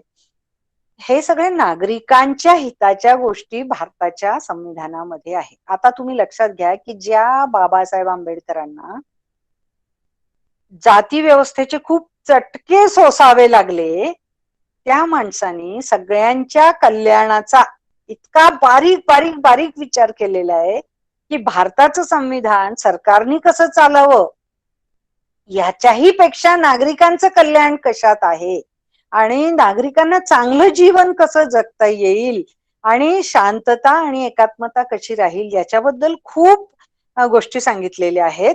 तर त्यामुळे अंगीकार करा. तर हे जे सांगतायत भास्कर सरांनी सांगितलं किंवा संदीप सरांनी सांगितलं, ते का महत्वाचं आहे, ते आपल्यासाठी महत्वाचं आहे. ते काय लिहिलेलं आहे आम्हाला काय माहित नाही बाबा, असेल तिथे काहीतरी. कारण हे आपण नागरिक म्हणून आपण जर हे सरकार निवडतो तर भारताच्या घटनेवर ते चालतायत की नाही याच्यावर जागरूकपणे लक्ष ठेवणं जे आहे ते खूप महत्वाचं आहे. स्त्रियांसाठी तर खूपच महत्वाचं आहे. कारण आज आपण बघतो की भारत स्वतंत्र होऊन 70 वर्ष झाली आणि 70 वर्ष होऊन सुद्धा स्त्रियांना समानता मिळाली नाही का? स्त्रियांवरचे जे अत्याचार आहेत ते कमी झालेले आहेत का?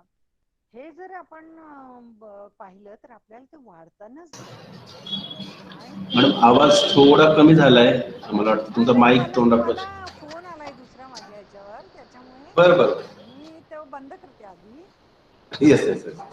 हा, तर हे एक महत्वाचं महिलांसाठी मी जे म्हणतेय वारंवार महत्वाचं का आहे तर बघा अन्याय कसा होतो. भारताच्या घटना समितीमध्ये 15 महिला होत्या. आपल्याला कधी याचा उल्लेख तरी सापडतो का? आपल्याला कधी सांगितलं तरी जातं का की भारताची घटना तयार करण्यामध्ये महिलांचं योगदान होतं. 15 महिला त्या समितीत होत्या आणि त्यांचे आणि डॉक्टर बाबासाहेब आंबेडकरांचे जे डायलॉग्स आपण ऐकले, एकमेकांशी ते कसं बोलत होते, कोणत्या विषयांवर चर्चा करत होते, तर डॉक्टर बाबासाहेब आंबेडकरांनी अगदी जागरूकतेने जे समाजासाठी काम करणाऱ्या महिला आहेत, जे देशाच्या स्वातंत्र्य चळवळीत असलेल्या महिला, दलित शोषितांसाठी काम करणाऱ्या महिला यांना प्रतिनिधित्व दिलं मुख्यत्वे. आणि या महिलांनी खूप चांगलं कॉन्ट्रीब्युशन भारताच्या संविधानामध्ये दिलेलं आहे. आणि आपण महिला विद्यापीठाच्या विद्यार्थिनी असल्यामुळे आपण तर हे फार जागरूकतेने पाहिलं पाहिजे.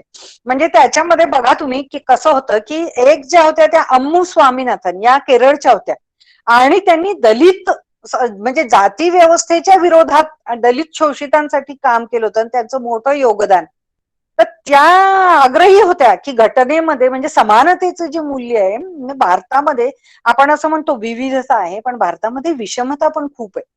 आणि सगळ्यात जास्त ओळखला जातो भारत तो त्यांच्या भारतातल्या जाती व्यवस्थेच्या विषमतेमुळे. कारण जगामध्ये जाती व्यवस्था कुठेच नाहीये, भारतात.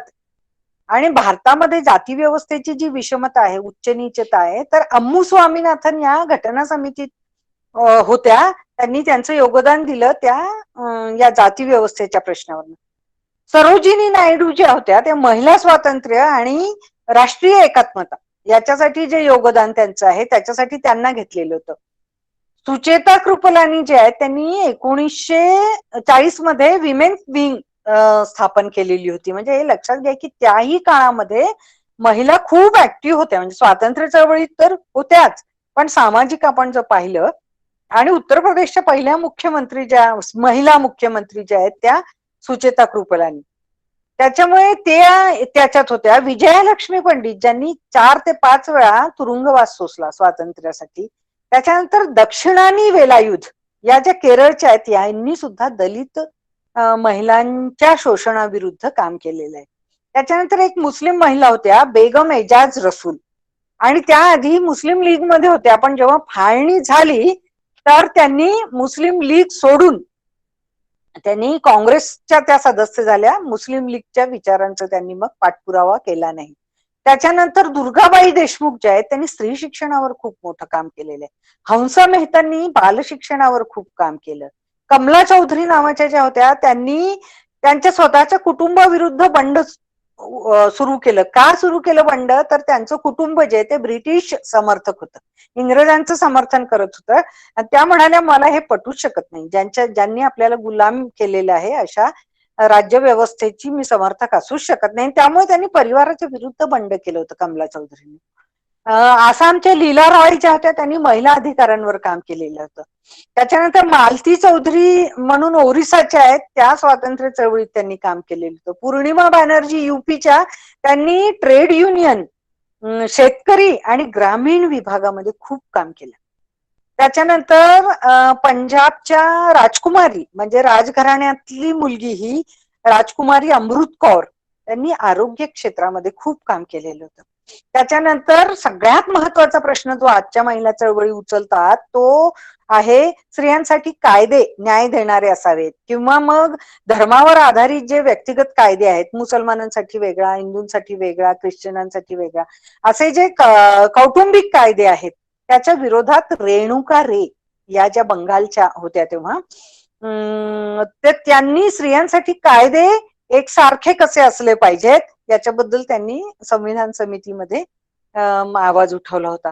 त्याच्यानंतर कॅथॉलिक ख्रिश्चन असलेल्या एनी मस्कारेन यांनी ह्या सुद्धा या घटना समितीत होत्या. आणि त्रावणकोर हे संस्थान जे होतं की तेव्हा संस्थानिक होते, नवाब संस्थानिक असायचे तेव्हा, आणि त्यांची संस्थानं होती. तर त्याच्यामध्ये त्रावणकोरचं जे संस्थान होतं ते भारतात सामील झालं पाहिजे ह्याच्यासाठी एनी मस्कारेन यांनी खूप काम केले.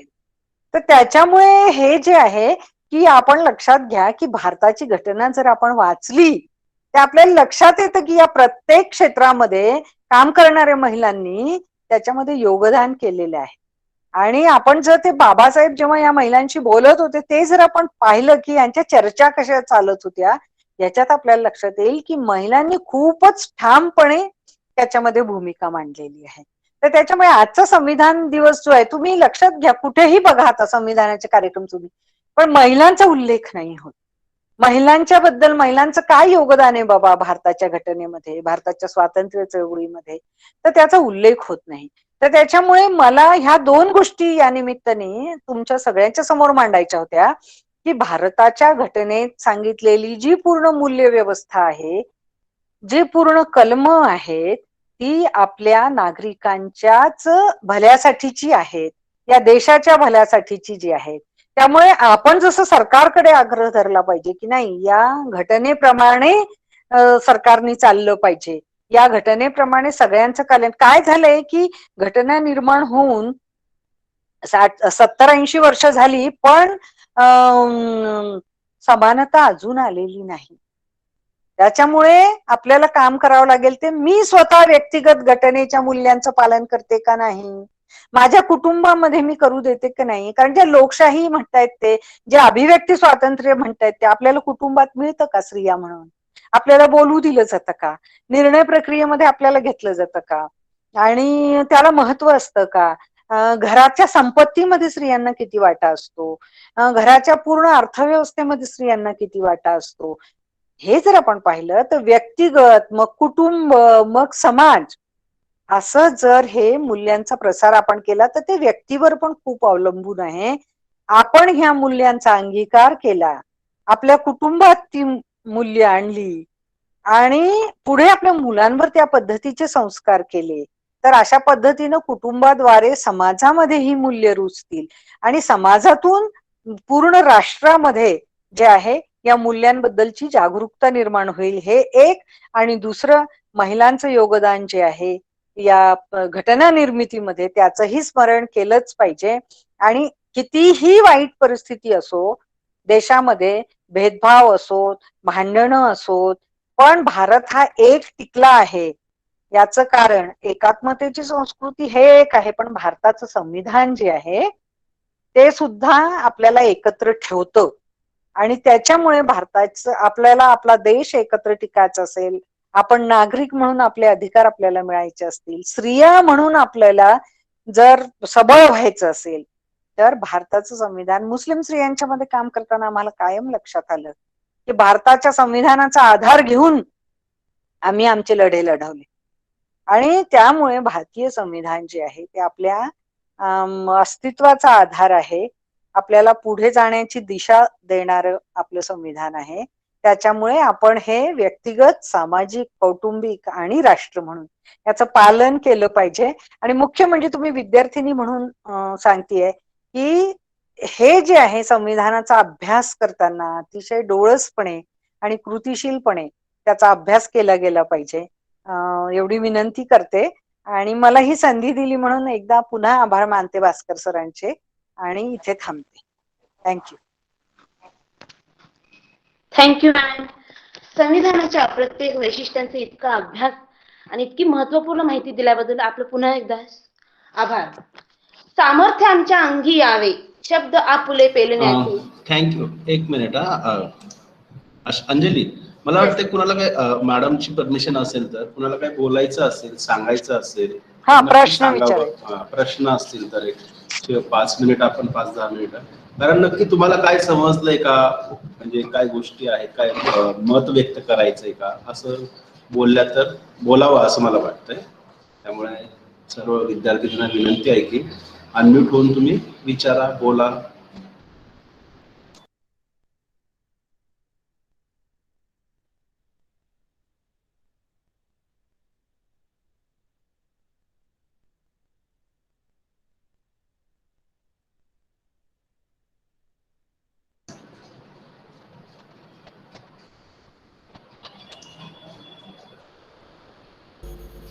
येस, ज्यांना बोलायचंय ते बोलू शकतात. वी आर लकी इनफ की आज रझिया मॅम आपल्यासाठी वेळ काढतायत. So if anyone would like to talk to her, तुम्हाला त्यांच्या सेशन मधून तुम्हाला घेण्यासारखं काय होतं या गोष्टी सुद्धा तुम्ही शेअर करू शकता, आणि काही प्रश्न असतील तर ते पण विचारू शकता. स्त्रियांविषयीचे कायदे या बाबतीत आणि स्त्री चळवळीच्या बाबतीत त्यांनी भरपूर काम केलेलं आहे. सो त्या संदर्भात सुद्धा काही तुम्हाला प्रश्न असतील तर तुम्ही विचारू शकता.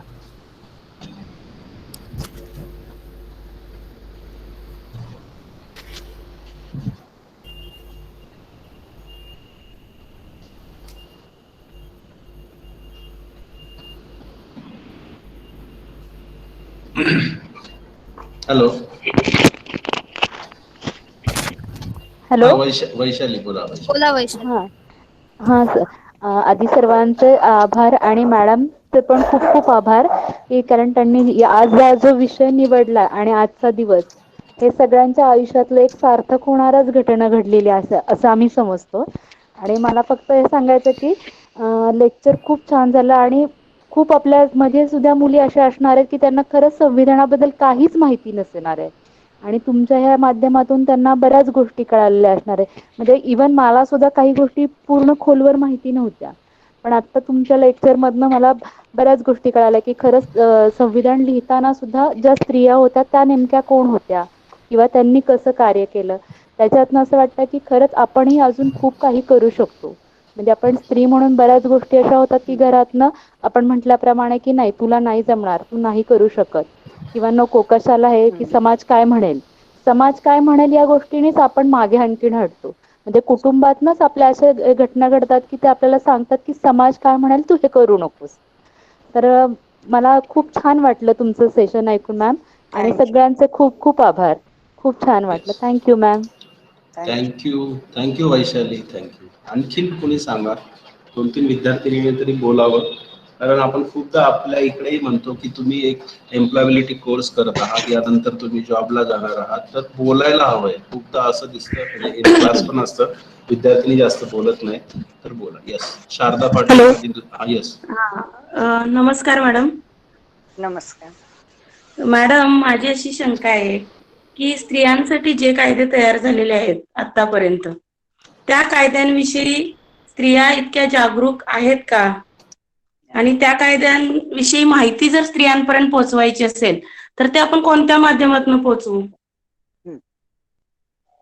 काय आहे की आपल्याकडे आपण जर पाहिलं समानतेचं आपण म्हणतो, पण स्त्री शिक्षण जर आपण पाहिलं तर अजूनही स्त्रियांच्या साक्षरतेचा दर पुरुषांपेक्षा खूप कमी आहे. आणि त्यातही आता म्हणजे आदिवासी समुदाय असतील किंवा मुस्लिम समुदाय असेल किंवा ग्रामीण भागातल्या महिला असतील, आपण जर पाहिलं तर शिक्षणाचं प्रमाण हे खूपच कमी आहे. तर त्याच्यामुळे काय आहे की सुशिक्षित महिला सुद्धा ह्याचा भारताच्या घटनेमध्ये काय आहे स्त्रियांसाठी याचा विचार करत नसतील, तर ज्यांच्यापर्यंत शिक्षणच पोचलेलं नाही अशा महिलांच्या पर्यंत हे जे की स्त्रियांसाठी जे कायदे आहेत, एक तर पहिले म्हणजे की स्त्रियांवर अन्याय करणारे कायदे जे आहेत त्याच्या विरोधात तर महिला संघटनांनी आंदोलनं केली आणि बरेचसे कायदे, हुंडाबंदीचा कायदा असेल, बलात्कार विरोधी कायदा असेल, पोलीस चौकीमध्ये स्त्रियांना संध्याकाळनंतर बोलवू नये हे मथुरा केस मधल्या याच्या नंतर झालेला कायदा असेल, हे महिला चळवळीने करून घेतले. पण कसं आहे की जर कायदाच माहिती नसेल तर न्याय कसा काय मागणार? तर त्याच्यामुळे हा प्रश्न खूपच बरोबर आहे की त्यांना हे कायदेच जर माहिती नसतील तर त्याच्यातले 3-4 प्रकार आहेत. एक तर ह्या कायद्यांची माहिती व्हायला पाहिजे, याच्यासाठी सरकारचं, पंचायतीचं जे एक केंद्र असायला पाहिजे, कायद्यांविषयी माहिती देणारं केंद्र, तर तसं असायला पाहिजे. त्याची मागणी झाली पाहिजे. त्याची मागणी झाली तरी अंमलबजावणी जी आहे त्याची ती नीट झाली पाहिजे. यासाठी खूप मोठ्या प्रमाणावर जागरूकता समाजामध्ये आणावी लागेल. तर एक आहे की सरकारने कायद्यांची माहिती लोकांच्या पर्यंत पोहोचावी म्हणून केंद्र सगळीकडे मोठ्या प्रमाणावर सुरू केली पाहिजे, ती नीट चालू राहिली पाहिजेत. तर कायद्याची माहिती मिळणं लोकांना खूप आवश्यक आहे. तर ती देण्यासाठी सरकारी स्तरावरनं एक प्रयत्न झाला पाहिजे. दुसरं म्हणजे सामाजिक स्तरावरनं प्रयत्न झाला पाहिजे. आणि त्याच्यामध्ये ज्या सामाजिक संघटना आहेत, आपल्याकडे कसं होतं की कोणी शिक्षणावर काम करतंय, कोणी स्वयंरोजगारावर काम करतंय, त्याच्यामध्ये हे असं झाल्यानंतर कायद्यांच्या बद्दलची माहिती देणं हा सगळ्या विषयांवर काम करणारे जे आहेत त्यांचा एक कॉमन घटक असला पाहिजे. म्हणजे हे लोक जिथे जिथे आता उदाहरणार्थ आम्ही मुस्लिम समाजामध्ये शिक्षणाचं प्रमाण खूप कमी आहे आणि स्त्रियांचं तर आणखीन त्यापेक्षा कमी आहे. तर त्याच्यामुळे आम्ही जेव्हा मुलांचे ड्रॉप आउट होतात, मग ती मुलं निरक्षर होतात पुढे शिक्षणाचं हे सुटलं की, त्यामुळे आम्ही त्यांच्यामध्ये जेव्हा काम करत होतो तेव्हा आम्ही पालक संघ बनवले. पालक संघामध्ये महिला आल्या आणि या महिलांना फक्त मुलांच्या शिक्षणाविषयीच नाही, मग खूप प्रश्न असायचे त्यांचे. मग आम्हाला जातीचं सर्टिफिकेट कसं मिळवता येईल, मग आमच्या मुलांना स्कॉलरशिप्स कुठल्या मिळतील, कसं काय वगैरे माहिती द्या. त्याच्यासोबत कायद्याची पण माहिती त्या विचारायच्या. कारण हे प्रश्न विचारता विचारता बघा ना, माझ्या घरातल्या एका मुलीला तलाक देऊन टाकला तिच्या नवऱ्यानी, आता ती काय करणार, कुठे जाणार, मग ह्याचं काय करावं मॅडम? म्हणजे त्यांना त्यांच्यासाठी असलेले हे कायदे सामाजिक संघटना, मग त्या शिक्षणावर काम करणारे असो, रोजगारावर काम करणारे असो, काही असो, तर त्यांनी महिलांना काय कायद्याची मदत मिळू शकते याच्याबद्दल सामाजिक स्तरावर महिला संघटनांनी, सामाजिक संघटनांनी माहिती दिली पाहिजे. तिसरी गोष्ट ही विद्यालये जी आहेत किंवा महाविद्यालये जी आहेत किंवा युनिव्हर्सिटीज ज्या आहेत, विद्यापीठांनी ह्याच्यामध्ये आपल्या डिसिप्लिन नुसार आपण जातो, पण असं जनरल माहिती देणारं जे आहे स्त्रियांसाठीच एक केंद्र असलं पाहिजे. आता हे SNDT मध्ये फार विशेषत्वाने मी आता माझा संपर्क सतत असतो म्हणून मी बघते की अशा आता किंवा TMF सारखे जे फाउंडेशन्स आहेत त्या लोकांनी या बाबतीत जो भर दिला, हा अशा सगळ्या महाविद्यालय, विश्वविद्यालय, विद्यापीठ यांच्यामध्ये सुद्धा त्याच्यावर भर दिला गेला पाहिजे. एक. दुसरं म्हणजे आपल्या शिक्षणाचे पण खूप कप्पे करून टाकले गेलेले आहेत. म्हणजे मी सायन्स कडे आहे, मला मग या सामाजिक ह्याची काही गरज नाही. मग मी इंजिनिअरिंगला आहे, मी मेडिकलला आहे, मला सामाजिक शिक्षणाची काही विषयांची तशी काही गरज नाही, असं आपल्याकडे खूप गैरसमज असतात. तर त्याच्यामुळे हे कॉमन गोष्टी जे आहे की समाजातच तुम्ही तुमची डॉक्टरी करणार ना, समाजातच तुम्ही तुमची इंजिनिअरिंग करणार ना. तर त्याच्यामुळे हे जे की समाज हा मुख्य घटक आहे. तर त्याच्यामुळे ही माहिती, समाजोपयोगी माहिती जी आहे, मग त्याच्यातला हा एक मुद्दा आहे की कायद्याची माहिती, आरोग्याची माहिती. तर ही माहिती देणारे हे विविध प्लॅटफॉर्म्स, सरकारचे, समाजाचे आणि शैक्षणिक प्लॅटफॉर्म्स जे आहेत त्यांचे असले पाहिजेत. तर मग ही जी माहिती आहे ती पोचेल.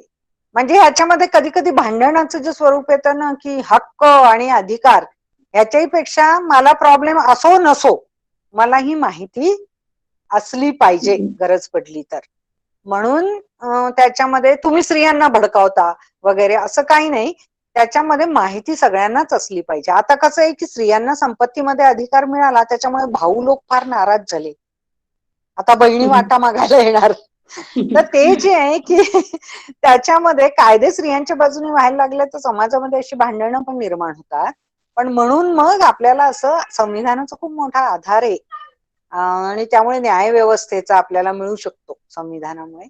तर हे आणि सामाजिक असे दबावगट त्याच्यातनं मग निर्माण की बाबा आमचं जर हक्क आहे, आम्हाला न्याय मिळाला पाहिजे, आमच्यावर अन्याय होतो आहे, तर आम्ही न्याय मागायला जायचं कुठे. तर त्यासाठी हे प्लॅटफॉर्म सामाजिक पण निर्माण झाले पाहिजे. धन्यवाद मॅडम.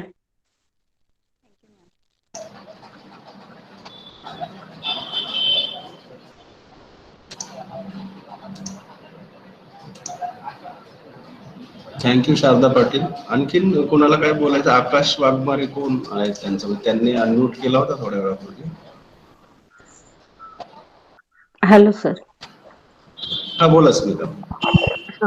एक मिनिट मॅडम, फक्त स्मिता मॅडम हा रजिया मॅडम तुम्हाला वेळ आहे ना? हो हो आहे. Yes yes sorry. स्मिता बोला. हा, रजिया मॅमना मला स्पेशल थँक्स म्हणायचं आहे यासाठी की संविधान दिवस म्हटल्यानंतर संविधान, घटना, राईट्स अँड ड्युटीज हेच एवढं कानावर येतं आणि एवढे दिवस ती घटना समिती वगैरे याच्यामध्ये स्त्रियांचा सहभाग होता की नाही हे सुद्धा आमच्या डोक्यात आलं नाही. तर आज त्यांनी ती नावं आम्हाला सांगितली आणि त्या नावांच्या वरून तर असं वाटतं की ते खूप विचारपूर्वक त्यांची निवड केली गेली असेल. बरोबर. तर कारण वेगवेगळ्या प्रांतातून स्वामीनाथन, सरोजनी देवी नायडू, सुचिता कृपलानी वगैरे म्हणजे वेगवेगळ्या प्रांतातली नावं वाटतायत. तर मॅडमना special thanks. Thank you madam. Thank you Smita. यानंतर आणखीन कोणी आहे का, कुणाला बोलायचंय का?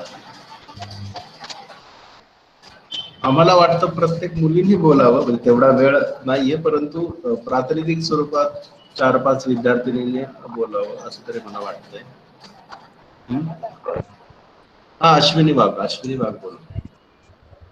माझे 2 होते ऍक्च्युली की जसं आपण म्हटलो की स्पेशली पहिल्यांदा थँक्स बोलते मॅम तुम्हाला की तुमच्यामुळे आम्हाला आज इन्फॉर्मेशन मिळाली की इंडियन इन्स्टिट्यूशन मध्ये लेडीजचाही तेवढाच सपोर्ट होता आणि वेगवेगळ्या नावांवर, जसं की मॅम बोलल्या की वेगवेगळ्या नावांवरून आज आम्हाला कळालं की लेडीजचाही बराचसा सपोर्ट, बराच म्हणजे 80% म्हणायला गेलं तर आजपर्यंत फक्त वाटायचं की डॉक्टर बाबासाहेब आंबेडकर यांनीच इन्स्टिट्यूशन लिहिलं आहे आणि ते आपण फॉलो करत आहोत. पण माझा एक असा क्वेश्चन होता मॅम की आपण म्हणतो इंडिया चेंज झाली आणि तरीही आज 70 वर्षानंतर ही एक लेडी काही करण्याचा विचार करते, तर तिच्याकडे पाहण्याचा पॉइंट ऑफ व्ह्यू लोकांचा वेगळा असतो. ही करू शकते का, जमेल हिला, आणि एक तर पॉइंट ऑफ व्ह्यू चेंज करण्यासाठी काय करायला हवं. आणि माझा सेकंड क्वेश्चन असा होता मॅम की हक्क आणि कर्तव्य, जसं आपण म्हणतो की लोक हक्क गाजवतात की नाही हे माझं आहे, मला संविधानाने हा हक्क दिला आहे, मी हा गाजवू शकतो, इथे मी अशा पद्धतीने वागू शकतो, मी तशा पद्धतीने वागू शकतो. पण कर्तव्यांची जेव्हा वेळ येते तेव्हा लोक कर्तव्य व्यवस्थित पार पाडत नाही. तर तशा ठिकाणी करायला हवं मॅम, कशा पद्धतीने सुधारणा करायला हवी. हो, याच्यामध्ये एक तर पहिली गोष्ट अशी की योगदान जे आहे, म्हणजे बाबासाहेब आंबेडकरांचं नाव घेतलं जातं ते याच्यासाठी की पूर्ण ड्राफ्ट जो आहे तो फार बारकाईने बाबासाहेबांनी तयार केलेलं आहे. म्हणजे त्यांना अध्यक्ष जे केलं ना तिथे, ते त्यांची विद्वत्ता आणि त्यांची कमिटमेंट हे बघून सर्वानुमते त्यांना अध्यक्ष केलं आणि त्यांनी ते काम फार मेहनतीने पार पाडलेले. त्यामुळे बाबासाहेब, आणि मी जो उल्लेख केला की जाती व्यवस्थेचे चटके सोसून सुद्धा ज्या माणसांनी भारताचं संविधान सगळ्यांना न्याय मिळावा या दृष्टीने तयार केलं, तर त्यामुळे बाबासाहेबांचं तर आपण जे नाव घेतो ते योग्यच आहे. फक्त महिलांचं घेतलं जात नव्हतं हे योग्य नाही. तर त्याच्यामुळे महिलांचंही आणि ह्या सगळ्यांचं जे घटना समिती आहे त्या सगळ्यांच्या योगदानातनं हे निर्माण झालेलं आहे, हे खरं.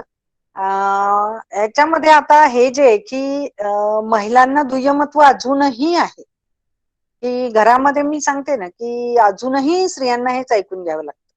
तुला काय कळतंय, तुला काय अक्कल आहे, कमवायला गेली तरी बाईच्या जातीला काय कळतं, हे आपण आजही ऐकून घेतो.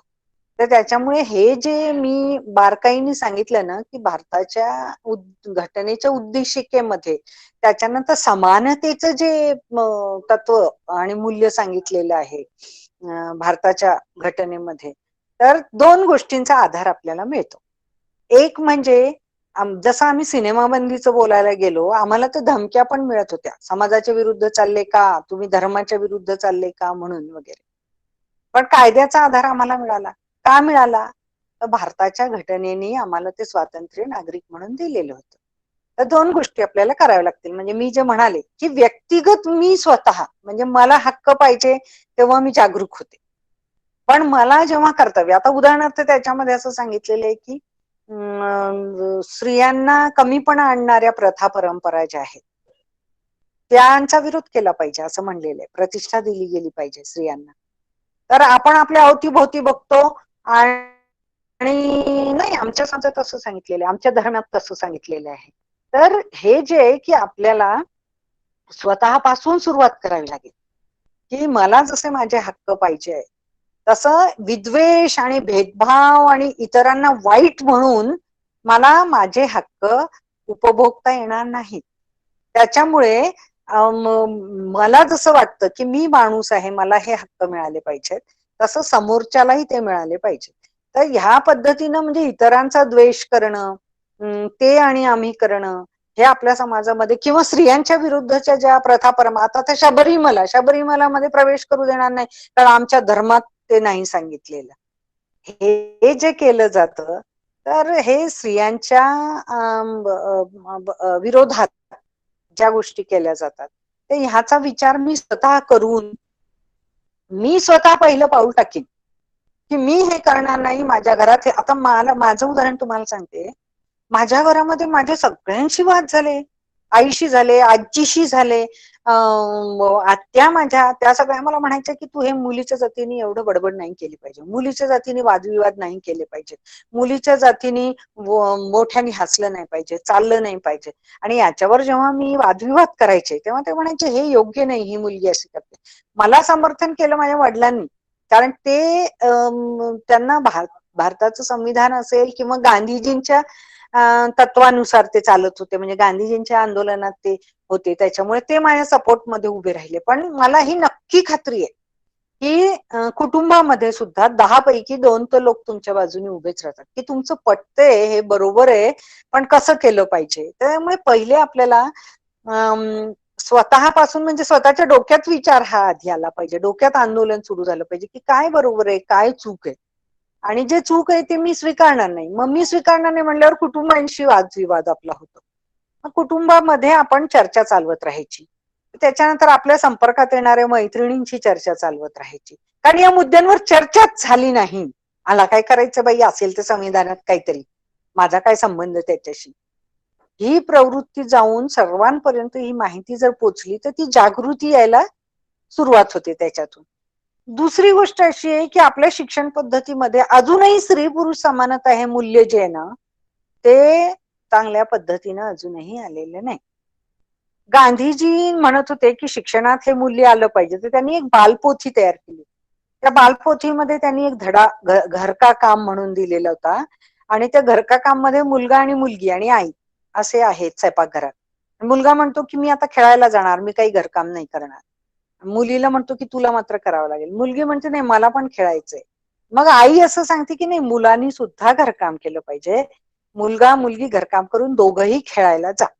हे गांधीजी म्हणले की ह्या धडा जर घातला लहानपणापासून तर समानतेचं मूल्य जे आहे ते रुजेल. असे प्रयत्न आपल्याला करायला लागतील. कारण आणि मग ते याच्यासाठी मोठा मुद्दा जो असतो तो हा क्वेश्चनिंग करणं. तुम्ही एकटे असलात तरी प्रश्न तर विचारूच शकता की हे असं काय, ते तसं काय, हे मला चुकीचं वाटतं, हे मला अन्यायकारक वाटतं. हे मत तर आपलं नोंदवलं पाहिजे. मग स्वतःपासून सुरू करून मग आपण आपल्या भोवतालचे जे आहेत आपले मित्रमैत्रिणी असतील, आपले नातेवाईक असतील, यांच्यापर्यंत आपण ती जागृती पोहोचवू शकतो. आणि मग पुढे तर आपण सामाजिक याच्यामध्ये जर गेलो तर मग सामाजिक संघटना म्हणून आपण हे करू शकतो. त्यामुळे ह्याची सुरुवात जी आहे क्वेश्चनिंगनी झाली पाहिजे. कारण माझ्या घरामध्ये माझं सगळ्यात जास्त वादविवाद जे झाले ते क्वेश्चनिंगनीच झाले. मग त्यांच्याकडे जेव्हा उत्तर नसायचं ना तेव्हा ते म्हणायचे की मुलीच्या जातीने एवढे प्रश्न विचारावेतच कशाला. तर हे जे आहे की ते असा विरोध होतो पण जे खरं असेल आणि न्यायाचं असेल त्याचा आपल्याला आवाज व्यक्तिगत होईना उठवावा लागतो.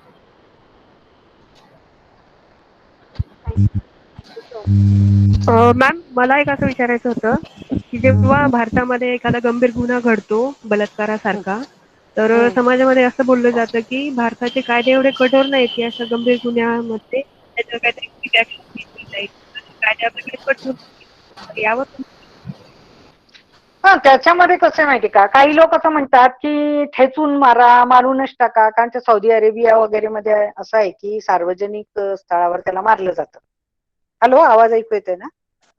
हॅलो हा हो, ऐकू येस मॅम. येस तर कसं आहे माहितीये का की याच्यामध्ये गंभीर शिक्षा असली पाहिजे हे खरं आहे. पण मारून टाकलं तर प्रश्न सुटेल असंही नाही. पण त्याच्यामध्ये मग आपल्याला 3-4 पातळ्यांवर हे करावं लागेल की ही प्रवृत्ती नष्ट झाली पाहिजे. स्त्रिया म्हणजे उपभोगाचं साधन आणि आम्ही केव्हाही त्यांच्यावर बलात्कार करू शकतो. त्या कमकुवत आहेत त्यांच्यावर आम्ही बळजबरी करू शकतो. ही प्रवृत्ती जी आहे ती नष्ट होणं महत्वाचं आहे त्याच्यामध्ये. तर गंभीर शिक्षा तर असलीच पाहिजे. म्हणजे एक की ह्या गुन्ह्याला काय काय होतं की आधी बलात्कार करायचे ते आता तुम्हाला लक्षात येत असेल की ते मारून टाकतात आता बलात्कार करून. ते आपल्या विरुद्ध केसच उभी राहता कामा नये. तर हे जे की म्हणून ही प्रवृत्ती जी आहे ती आपल्याला कुटुंबापासून लहान मुलांच्यावर जे संस्कार करतो इथून सुरू होऊन ते कायदे कडक करण्यापर्यंत ती नेता येऊ शकते. पण त्याच्यामध्ये सामाजिक मानसिकतेमध्ये बदल होणं खूप आवश्यक आहे पुरुषांच्या मानसिकतेमध्ये मुख्यत्वे. आणि दुसरं म्हणजे स्त्रियांच्या मध्ये जागृती येणं खूप आवश्यक आहे. तर ते स्त्रिया जर एकत्रित झाल्या आणि मागणी केली त्यांनी एक प्रेशर ग्रुप तयार केला. एक दुसरा मार्ग काय सांगतात माहिती का सेल्फ डिफेन्स. मग तुम्ही जुडो कराटे शिकलात पुरुष पण जुडो कराटे शिकतील. म्हणजे मग तुम्ही सेल्फ डिफेन्स मध्ये जे शिकाल ते पुरुष शिकतील आणि तुमच्याशी मुकाबला करतील आणि बलात्कार करतीलच. तर त्याच्यामुळे हे जे की ही प्रवृत्ती नष्ट झाली पाहिजे. आणि बलात्कार स्त्रीच्या शरीरावर बलात्कार होतो पण जे कमकुवत वर्ग आहेत दलित आदिवासी हे जर आपण पाहिलं तर ह्यांच्यावर तर सामाजिक सुद्धा बळजबरीची आहे ती होत असते. आता आपण बघतो की ते सार्वजनिक विहिरीवर आले म्हणून अमुक केलं म्हणून गाईचं कातड काढलं नाही म्हणून त्यांना मारहाण केली जाते सार्वजनिक. तर ही पण बळजबरी जी आहे की तुम्ही हेच केलं पाहिजे किंवा तुम्ही हे करता कामा नये. तर ही बळजबरी करण्याची जी मानसिकता आहे ही शिक्षणातनं दूर होऊ शकते आणि सामाजिक जागृतीतून दूर होऊ शकते. आणि महिला संघटना आणि समाजाच्या संघटना निर्माण झाल्या आवाज उठवणाऱ्या तर दूर होऊ शकते. आणि चौथं म्हणजे कायदे कडक जर केले तर होऊ शकते. पण हे जे मॉब लिंचिंग करणं अपराध्याचं कायदा हातात घेणं हा याचा उपाय नाही. किंवा एन्काउंटर करणं हा याच्यावरचा उपाय नाही की कुठेही गाठायचं त्याला आम्ही मारून टाकलं. याच्यामुळे अंधाधुंदी माजेल. मग कोणीही कोणालाही गोळ्या घालू शकेल आणि म्हणतील की यांनी हे असं केलं होतं म्हणून आम्ही गोळ्या घातल्या. तेव्हा कायद्याच्या अन्वयच हे झालं पाहिजे. हॅलो हॅलो हा हॅलो रजियाजी अर्शिया. हा बोल वर्ष. हा मला प्रश्न असाच काही नाहीये पण एक सांगू इच्छिते की तुमचं सेशन खूपदा ऐकलेलं आहे आणि जेव्हा पण ऐकायचं असतं तर एक वेगळ्या प्रकारची एक्साइटमेंट माझ्यामध्ये असते की आज काहीतरी थँक्यू. आपल्याला वेगळं काहीतरी ऐकायला मिळेल, शिकायला मिळेल की ज्याचा उपयोग आपल्याला आपल्या आयुष्यामध्ये होईल. आणि तसंच आजही तशीच एक्साइटमेंट मला होती आणि डेफिनेटली खूप काही गोष्टी आज समजल्या. फक्त मुलींना मी एक सांगेन की मॅडम सोबत काम करताना म्हणजे एकदा एका सेशनमध्ये मॅडमचं एक वाक्य होतं ते मला अजूनही लक्षात आहे. म्हणजे त्यांनी एक एक्झाम्पल दिलं होतं की आपण जे काही प्रोग्राम बघतो, मराठी कार्यक्रम, हिंदी कार्यक्रम जे काही असेल, तर त्यात खूप एक एक डायलॉग खूप फेमस असतो की औरत ही औरत की दुश्मन होती है. हां, तर ते मॅडमनी त्याचं एक्झाम्पल खूप छान पद्धतीने दिलं होतं की ऍक्च्युअल मध्ये जर तुम्ही बघायला गेलात तर त्या सिरियलचा एक इम्पॅक्ट आपल्यावर पडलेला असतो. त्यामुळे एक निगेटिव्हिटी आपल्यामध्ये निर्माण होत जाते. लेकिन अगर हम ऐसा सोचेंगे की औरत ही औरत की दोस्त है, तर ह्या जे हा काही प्रॉब्लेम्स येतायत ना आपल्या बरोबर आयुष्यात त्याला आपण बरोबर. सगळी मिळून लढू शकतो. अच्छा बरोबर. तर मला ते जे वाक्य आहे ना ते मॅडमचं मला अजूनही लक्षात आहे. आणि मी मुलींनाही तेच सांगत असते म्हणजे नेहमी तुमचं नाव घेऊनच मी ते वाक्य सांगत असते ऍक्च्युली. त्याच्यामुळे मुलींना पण माझं हेच म्हणणं आहे की डोंट थिंक लाईक दॅट की औरत ही औरत की दुश्मन आहे. प्रोग्राम हे तुम्ही एंटरटेनमेंटसाठी बघा. त्याला आयुष्यामध्ये अंमलात नका घेऊ. ऍक्च्युअल मध्ये तुम्हाला अपने को औरतों को दोस्त ही बनाना है. तर ह्या ज्या काही घटना घडत आहेत बलात्काराच्या म्हणा बरोबर. किंवा शिक्षणापासून वंचित ठेवणं महिलांना, यासाठी आपण डेफिनेटली एकटं कोणी नाही लढू शकत. त्यासाठी तुम्हाला एकत्र येऊनच लढावं लागेल. तर त्यासाठी तुम्हाला आधी फ्रेंडशिप करावी लागेल. हो सो ऍज अ फ्रेंड म्हणूनच दुसऱ्या महिलाकडे अगदी बघा. बरोबर आहे. बरोबर येस. आहे. सो आणि खूप छान झालं मॅडम आजचं सेशन. माझं थँक्यू. पर्सनली थँक्यू आहे तुम्हाला. थँक्यू. थँक्यू. मॅडम मला एक थँक्यू. प्रश्न हा विचार येस येस येस सर विचारू? येस स्मिता काळेवर. हो हा खरं तर मॅडमांना ऐकायला लागले तेव्हापासून खरोखर एक अभिमान वाटतोय की मी काम करते. मॅडम मला एक प्रश्न विचारायचा की जेव्हा जेव्हा आपण एखाद्या सामाजिक गोष्टींसाठी काम करत असतो किंवा तुम्ही म्हणलात की बऱ्याच गोष्टींना विरोध होतो, तर असं जेव्हा विरोध होतो तेव्हा आपल्याला बऱ्याच वेळा हताश किंवा नाराज व्हायला होतं. मला तरी होतं की मी बरोबर करते किंवा नाही. तेव्हा त्यातून तुम्ही कसं ओव्हरकम आलात आणि तुमच्या आयुष्यातला अविस्मरणीय क्षण कुठला होता? नाही ह्याच्यामध्ये जे आहे की आपल्याला जेव्हा असा विरोध होतो तेव्हा आपल्याला सगळं कुटुंब आपल्या विरोधात किंवा बाबा समाज असं म्हणतोय की मुलीच्या जातीने असं करावं का, ही मुलगी फार आगाऊ आहे किंवा हीच दोषी आहे, असं जेव्हा म्हणलं जातं तेव्हा आपल्याला हे होतं की बाबा हे करावं का नाही, कशाला एवढ्या लोकांची दुश्मनी घ्यावी, कशाला हे करावं. तर आपल्याला जसं अर्शिया म्हणते तसं मित्र बनवत बनवत आपल्याला कुटुंबामध्ये सुद्धा हे करावं लागतं. फक्त मला एकच आधार वाटायचं की जे सत्य आहे आणि जे माझ्यावर अन्याय होतोय त्याच्याबद्दल मी जर बोलत असेल तर मी लॉजिकल डिबेट फार करायची घरामध्ये की स्त्री सुद्धा माणूस है कि नहीं, हो औरत भी इंसान है, फिर उसको इंसान की तरह फिर उसमें और मुझ में और मेरे भाई में भेदभाव क्यों है, वो समाज बोलता है इसलिए. हाँ फिर औरत की जात को इतना इस तरह से बहस नहीं करनी चाहिए.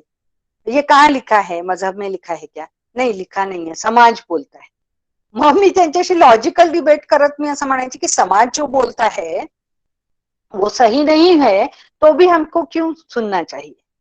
जो सही है, जो इंसानियत के नाते सही है वो हमको करना चाहिए. समाज तो गलत भी बोलेगा, हमेशा समाज ही सही होता है ऐसा नहीं है. तर त्याच्यामुळे ते एक आहे. किंवा मी महात्मा ज्योतिबाराव फुले आणि सावित्रीबाईंचे जेव्हा उदाहरण बघायचे तेव्हा त्यांच्या विरोधात त्यांना घरातनं काढलं तरी त्यांच्या मनाला जे सत्य पटलेलं होतं की नाही मी जे करतोय हे बरोबर आहे. मग आता मी जो करतोय हे बरोबर आहे किंवा मी जे करते हे बरोबर आहे हे केव्हा ठरतं, जर मी माझ्या स्वार्थासाठीच फक्त करत असेन तर मग त्याला मर्यादा येते.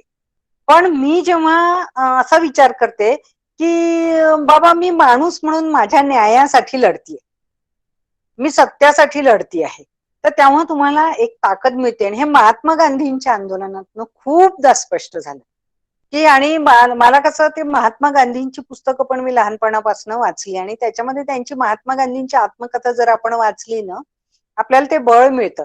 त्यांनी ते सोन्याच्या कड्याच्या तुकड्याची चोरी केली मांसाहार करण्यासाठी, आणि नंतर त्यांनी ती कबुली दिली की मी चुकलो. त्या माणसाला जेव्हा जेव्हा असं जाणवलं की मी चुकलोय, तेव्हा त्याची कबुली देऊन ते पुढे गेले. तर न्यायासाठी मी जर लढत असेन, मी जर सत्यासाठी लढत असेन, तर मी एकटी जरी असले, ते माझं म्हणणं हे बरोबर आहे ते तर्काच्या आधाराने पटवून दिलं पाहिजे. आणि मी माझ्या घरातल्या प्रत्येकाशी वादविवाद केले की जर हे धर्मात लिहिलेलं नसेल तर केवळ समाज म्हणतो म्हणून का करायचं, त्याच्यानंतर धर्मात पण लिहिलेलं जर असं असेल तर मग स्त्रीला जर का माणूसच मानलं जात नसेल तर मी हे कसं काय ऍक्सेप्ट करीन. तर हे जे लॉजिकल डिबेट आपल्याला तयार करावं लागतं, आपलं तर्काच्या आधारावर आपलं म्हणणं जे आहे ते लोकांना पटवून द्यावं लागतं, आणि शेवटी ते निरुत्तर होतात. आणि ते म्हणतात की ठीक समाज है ऐसा कहता है, तर मग मी असं म्हणायची की वो अगर सही नहीं है तो मैं क्यों मानूंगी समाज का. तर त्यामुळे आपल्याला असं बऱ्याचदा निराशा येते, कारण आपण कमी संख्येत असतो असा विचार करणार, आणि समाज मोठ्या संख्येत असतो. करेक्ट तर आहे मॅम. त्याच्यामुळे समाजाच्या विरोधात लढताना आपल्याला असं नेटानी आणि मैत्री करत जे आहे, मैत्रिणींचे गट आपल्याला स्थापन करत मैत्रीचं हे वाढवत आपल्याला हे लढावं लागतं. दुसरा तुमचं काय होता मुद्दा माझ्या बोलण्याच्या याच्यात गेला? म्हणजे तुमच्या आयुष्यातला अविस्मरणीय क्षण हा कोणता? मला जे कुराण शरीफ शिकवायला यायचे ना, आमचे गुरुजी जे होते म्हणजे कुराण शिकवणारे मौलाना, तर ते खूप चांगले होते. म्हणजे त्यांचा माणुसकीवर जास्त विश्वास होता. तर त्यांनी मला पहिलं शिकवलं, 2 वाक्यांनी माझ्यावर खूप प्रभाव टाकला. त्यांनी पहिलं मला शिकवलं की मजहब नाही, म्हणजे मजहबचा अभ्यास करायचा आपण, पण ते मला असं म्हणाले की मजहब नहीं सिखाता, आपस में बैर रखना, हिंदी है हम वतन है, हिंदुस्तान हमारा. हा, तर ह्याचा माझ्या त्या काळात खूप परिणाम झाला, आणि तो म्हणजे कायम तो ठसा राहिला. आणि दुसरं त्यांनी असं सांगितलं होतं, जुल्म करना अगर गुनाह है, म्हणजे जर कोणावर अत्याचार करणं, जुलूम करणं हा जर अन्याय असेल, जुल्म करना अगर गुनाह है, हा जर गुन्हा असेल तो जुल्म सहना भी गुनाह है. म्हणजे अन्याय सहन करू नका, कोणावर अन्याय करू नका, पण अन्याय सहन करू नका. आणि मग जे आहे या 2 वाक्यांचा माझ्या मनावर खूप ठसा उमटला की मी अन्याय का सहन करायचा, मी दबून का राहायचं जर मी चूक नसेल. तर त्यामुळे अशा, पण मला माझ्यावर जास्त प्रभाव गांधीजींच्या आत्मकथेचा खूप पडलेला आहे. आणि तो उदाहरणार्थ कसा की गांधीजींनी एकदा कस्तुरबांना हाताला धरून बाहेर काढलं होतं, जेव्हा त्यांनी ते साऊथ आफ्रिकेमध्ये लघवीचं भांड साफ केलं नाही घरातल्या एका पाहुण्याचं. तर त्या असं म्हणाल्या की ह्या देशात तर माझं कोणी नाही, तुम्हाला एक लाज नाही, पण मी कुठे जाईन, मला लाज आहे, मी घर सोडून कुठे जाईन. तर गांधीजींना एकदम धक्का बसला की मी काय वागलो, तिला कुठे आधार आहे बाहेर ती जाईल. म्हणजे त्या माणसानी स्वतःला, म्हणजे सुरुवातीला कस्तुरबांच्यावर त्यांनी खूप जबरदस्ती केली, खूप दादागिरी केली, पण नंतर त्यांना हे पटत गेलं की नवरा म्हणून मी किती चुकीचं वागलो. तर माणूस असा बदलू शकतो जर तो माणुसकीच्या मूल्याने विचार करेल तर, असं मला लक्षात आलं. कारण त्यांनी हे सगळे प्रसंग वर्णन केले की मी कस्तुरबांवर कसा कधी कधी जबरदस्ती केली, पण मग नंतर गांधीजी बदलत गेले. तर ह्या काही गोष्टींचा माझ्या मनावर, दुसरा माझ्या मनावर प्रभाव पडलेला आहे ते याच्यामध्ये महात्मा फुलेंच्या चळवळीबद्दल जेव्हा वाचलं, आणि त्याच्यातले एका विशेष प्रसंगाचा माझ्यावर खूप प्रभाव पडला. तो म्हणजे जेव्हा त्यांना घरातनं काढलं त्यांच्या वडिलांनी, महात्मा फुलेंना. तर सावित्रीबाई आणि ज्योतिबा फुले जेव्हा घर सोडावं लागलं तेव्हा ते उस्मान शेखांच्या घरी गेले. म्हणजे हिंदू मुस्लिम मैत्री किती चांगली होती ती, आपल्याला असं दिसतं की मला घराबाहेर काढलं तर मी कोणाच्या घरी राहायला जाईन. तर तो मुस्लिम माणूस, आज आपण असा विचार करू शकतो का? आज आपण असं म्हणतो ते तसे असतात, हे असे असतात, हे अमुक तसे असतात. म्हणजे आता ती मैत्री नाही राहिली. आणि मग मुख्य ह्याचा प्रभाव पडला की त्यांची बहीण जी उस्मान शेख यांची, ती शिक्षिका म्हणून सावित्रीबाईंच्या सोबत त्यांनी काम केलं, पहिली मुस्लिम शिक्षिका भारतातली. तर अशा आपल्या अवतीभोवती जे आहे असे अनेक गोष्टी ज्यांचा प्रभाव पडला. त्याच्यानंतर संत चळवळ जी आहे इथली त्याचा पण माझ्यावर खूप प्रभाव पडला, कारण माझे वडील वारकरी पंथ जो आहे, आम्ही खेड्यात राहणारे कुटुंब माझं, आणि आम्ही शेतकरी. तर आमच्याकडे ते वारीच्या वेळेला खूप कीर्तनं वगैरे व्हायची, आणि त्या वारकरी पंथाचा पण माझ्यावर खूप प्रभाव पडलेला आहे. म्हणजे मला मग त्यामुळे असं वाटतं की भारताची संस्कृती जर आपण अशी पाहिली एकात्मतेची, तर त्याच्यात त्याचा माझ्या व्यक्तिमत्वावर खूप प्रभाव पडला. Thank you ma'am. थँक्यू. मला वाटतं वेळ झालेला आहे आणखी. तर कुणाला काही प्रश्न असतील किंवा थोडक्यात काय म्हणायचं असेल तर म्हणून मग आपण पुढच्या याच्याकडे बोलू शकतो.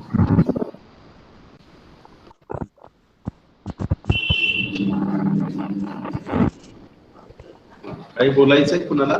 एकदम एका वाक्यात 1-2 वाक्यात बोलायचं असेल पटपट बोलून आपण संपून टाकूया. Hello ma'am. हा बोला. मॅम, माझी एक फ्रेंड आहे जी म्हणजे तिचं लग्न झालं काही वर्षांपूर्वी. तर जेव्हा ती लग्न झालं तेव्हा तिची एकच एक्सपेक्टेशन होती की ती शिकली होती, वेल एज्युकेटेड आहे. तर मी शिकली आहे तर मला जॉब करू दिला पाहिजे जिथे पण मी लग्न करेन, आणि मला कोणावर डिपेंड नाही राहायचं. आणि मग जिथे तिचं लग्न ठरलेलं तर त्या लोकांनी सुद्धा ते सांगितलं की नाही, आम्हाला जॉब करणारी वेल एज्युकेटेड मुलगी हवी आहे. आणि जेव्हा लग्न झालं त्यानंतर ती जॉब तिने कंटिन्यू केला, पण ते लोक नंतर त्रास द्यायला लागले, जॉब सोडण्यासाठी त्रास द्यायला लागले. घरचे, ती गेली की व्यवस्थित सगळं करून गेली की घरचे सगळे म्हणजे घरात पसारा करून तिच्या हसबंडला फोटो पाठवायचा की बघ काहीच करून गेली नाहीये. आणि मग असं करून तिला खूप म्हणजे त्यांनी जॉब सोडायला खूप टॉर्चर केलं आणि तिला जॉब सोडायलाच लावला. आणि जी फॅमिली आहे ती तिची वेल एज्युकेटेड आहे, असंही नाही एकदम सगळे वेल एज्युकेटेड आहेत. तर मग अशा लोकांची मेंटॅलिटी मॅम, मग तिच्या आता ते कुठेतरी मानसिकतेवर हा सगळा परिणाम व्हायला लागलाय. तर अशा लोकांची मेंटॅलिटी म्हणजे आपण काय करू शकतो, कशी चेंज करू शकतो? नाही, याच्यामध्ये एक तर कसं आहे, उच्च शिक्षित असलो तरी कल्चर्ड असतोच असं नाही, सुसंस्कृतपणा येतोच असं नाही. त्यामुळे उच्च शिक्षित लोकांच्या मध्ये सुद्धा बायकोला मारहाण करणारे, अत्याचार करणारे वगैरे असे लोक तुम्हाला दिसतील. त्यामुळे शिक्षण आपलं जे आहे ते मानवता नाही शिकवत, ते आपल्याला डॉक्टर होऊ का इंजिनियर होऊ का शिक्षक होऊ हे शिकवतं, पण हा सुसंस्कृतपणा, मानवी मूल्य जी आहेत ती मिळत नाहीत त्याच्यातनं. तर त्यामुळे तो प्रश्न येत नाही की उच्च शिक्षित आहेत म्हणून ते चांगलेच वाटतील. पण दुसरा मुद्दा जो आहे तो असा आहे की आता त्या मुलीचा जो प्रश्न आहे, तिला जॉब सोडायला लावला आणि आता घरातही टॉर्चर करत असते, तर ते जॉब तिने सोडायचा निर्णय घेण्याआधी मला असं वाटतं की ह्या चर्चा ज्या आहेत मैत्रिणींची करून, त्याच्यात पहिला टप्पा जो असतो ना तो काउन्सिलिंगचा असतो. म्हणजे सगळ्यात महत्वाचं काय माहितीये का, नवरा बाजूला आहे का नाही तुमच्या. जर नवरा तुमच्या बाजूनी असेल तर, आता हुंडाबळीच्या केसेसमध्ये आम्ही पाहिलेले की ज्या घरामध्ये नवरा बायकोच्या सोबत असतो उभा, तिथे हुंडाबळी होत नाही. जेव्हा नवरा विरोधात जातो बायकोच्या, तेव्हा आपल्याला असं दिसतं की अत्याचार जे करायला घरातलींना सपोर्ट मिळतो. त्यामुळे तिचा नवरा जो आहे, ते मित्र मैत्रिणींची तिने हा डायलॉग चालवून आधी ते काउन्सिलिंग आपण जर करू शकलो अशा लोकांचं, तर त्याच्यातनं पण बऱ्याच मदत आपल्याला मिळते. तर तिने जॉब सोडायच्या आधी हे पाऊल जर उचललं असतं ना, तर ते महत्वाचं ठरलं असतं. दुसरी गोष्ट अशी की तिच्या माहेरच्यांनी तिला याच्यामध्ये फार सपोर्ट केला का नाही, केला नसावा असं मला वाटतं, कारण त्याशिवाय तिला जॉब सोडणं हा निर्णयाला ती जी गेली, तर त्याचा अर्थ असा की तिच्या माहेरच्यांनी सुद्धा तिच्या निर्णयाला किंवा तिची जी इच्छा होती की मी जॉब करत राहीन त्याला सपोर्ट केलेला दिसत नाही. तुझ्या घरचे जे आपल्याकडे असंच म्हणणार, तुझ्या सासरचे जे सांगतील ते कर बाई, आता याच्यात आम्ही काय बोलणार, असं बऱ्याचदा माहेरचे लोक भूमिका घेतात. त्यामुळे माहेरच्या लोकांचंही काउन्सिलिंग जे आहे त्याच्यामध्ये तिचे आई वडील मुख्यत्वे, कारण त्यांच्या मनात एक सॉफ्ट कॉर्नर तर असतोच ना, आपली मुलगी आहे. हा, तर त्याच्यामुळे हे जर पाऊल तिने आधी उचललं असतं ना, तर मला असं वाटतं की, आणि महिला संघटनांच्याकडे जाऊन हा प्रश्न जो मांडला असता, तर त्याच्यामध्ये तिला ती एक मदत झाली असती. आता तिने जॉब सोडून दिल्यामुळे कसं आहे की आता तिचं परावलंबित्व वाढलं ना त्यांच्यावरच. म्हणजे आता ती घरात सगळ्यांच्या तावडीत एकटी असं झालेलं आहे. तर त्याच्यामुळे अजूनही असं होऊ शकतं की तिच्या माहेरचे आणि तिचा नवरा ह्यांचं काउन्सिलिंग ही एक गोष्ट. दुसरी गोष्ट अशी की ती जर पायावर उभी होती तर तिने खूप ठाम डिसिजन त्याच्या बाबतीतला घ्यायला पाहिजे होता. पण बाई एकटी जगू शकत नाही याचं फार दडपण असतं मुलींच्यावर.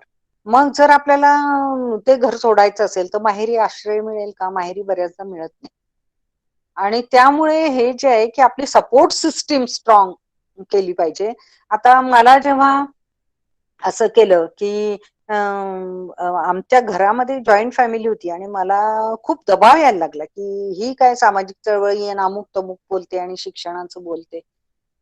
तर तेव्हा मला एक पॉइंट असा आला की मला डिसिजन घ्यावा लागला की मी जर इथे राहिले तर हे सगळे मिळून त्यांचे निर्णय माझ्यावर लादतील, लग्न करून टाकतील आणि पुढे काही करू देणार नाहीत वगैरे. तेव्हा मी डिसिजन घेतला की मला जायचंय. तर मी तेव्हा काय केलं, मी घर सोडलं पण मी तिथे युवक संघटना होतीये त्या संघटनेकडे गेले, त्यांच्याशी बोलले आधी की जर मी घर सोडलं तर चळवळ मला सपोर्ट करू शकेल का?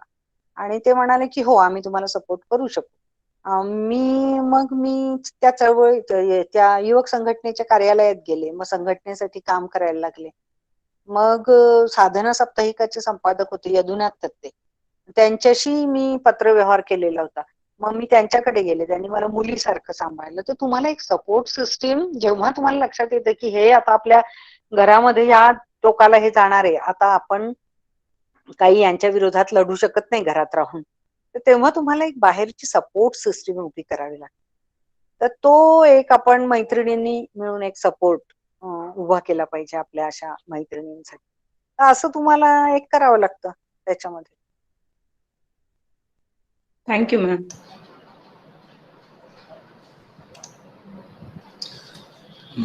थँक्यू प्रियांका आणि थँक्यू सर्वांनी प्रश्न विचारले त्यासाठी. मला असं वाटतंय की आरशा मॅडम आणि अपूर्वा मॅडम तर एखादं आणखीन मॅडमचं सेशन इंटरॅक्टिव्ह ठेवलं वेगळ्या विषयांवर, कारण कॉन्स्टिट्यूशनचा आधार घेऊन आपण महिला सबलीकरण कसं करू शकतो हे आजच्या ह्याच्यातून झालेलं आहे होत आहे. पण आणखीन एखादं इंटरॅक्टिव्ह सेशन घेतलं जसं मॅडम ऑन कॅम्पस आपल्याकडे घ्यायच्या तसं करावं त्या बॅचसाठी असं मला येस वाटतंय. नक्कीच नक्कीच. Yes yes. ओके, तर आज थांबूयात आपण आणि पुढे पुढचं कोण आभार मानणार आहे त्यांनी आभारासाठी. वोट ऑफ थँक्स कोण करणार होतं? I would request please vote of thanks घेऊ शकता तुम्ही.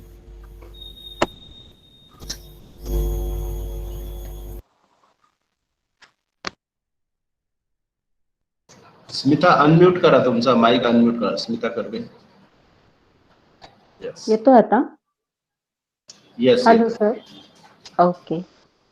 Thank you, Razia ma'am. I extend a really hearty vote of thanks to you.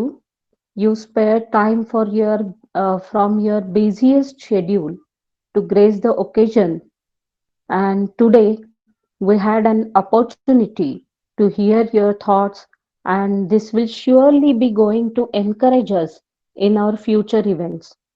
Your thoughts have enlightened our minds and have shown us a new path. My gratitude to Mr. Sandeep Pandit sir, Senior Executive, Tech Mahindra, for gracing us the occasion. I also like to thank Dr. Bhaskar Egbe sir, Assistant Professor and Project Director, SNDT Women's University, and Ashia Walika ma'am, Center Manager, SNDT TMF Smart Center. I also extend thanks to all our teachers and staff for their enormous cooperation. And I would like to thank our participants and batchmates जे आज मोठ्या संख्येने उपस्थित राहिलेले आहेत. एवढा वेळ त्यांनी स्पेअर केला त्याबद्दल धन्यवाद. अँड आता याचबरोबर अजून एक अनाउन्समेंट अशी करायची आहे की आजचा दिवस म्हणजे 26 नोव्हेंबर 2008 या दिवशी मुंबई शहरावरती 10 पाकिस्तानी दहशतवाद्यांनी भीषण हल्ला केला होता. 26 ते 28 नोव्हेंबरच्या दरम्यान चाललेल्या या हल्ल्यामध्ये जवळजवळ 34 परदेशी आणि 197 इतर नागरिक मृत्युमुखी पडले. 800 पेक्षा अधिक लोक जखमी झाले होते आणि यांना वाचवण्यासाठी आपल्या 17 पोलिसांनी तसेच काही जवानांनी आजच्याच दिवशी वीरमरण पत्करलेलं होतं. तर या हल्ल्यामध्ये शहीद झालेले जे वीर जवान होते आणि निष्पाप नागरिक होते त्यांना श्रद्धांजली अर्पण करण्यासाठी आपण 2 मिनिटं शांतता पाळायची आहे आणि तोपर्यंत प्लीज कोणी लेफ्ट होऊ नका. 2 मिनिटं झाल्यानंतर आपण परत हे करूया, कंटिन्यू करू.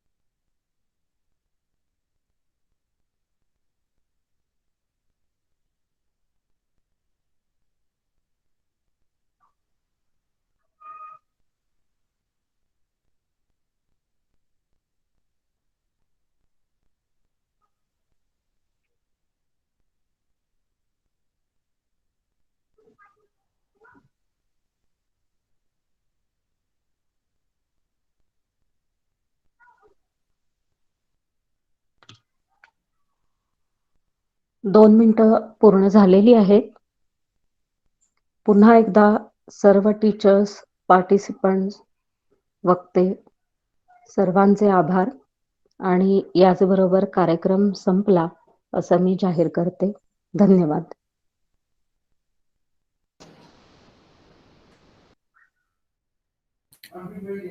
Thank you ma'am.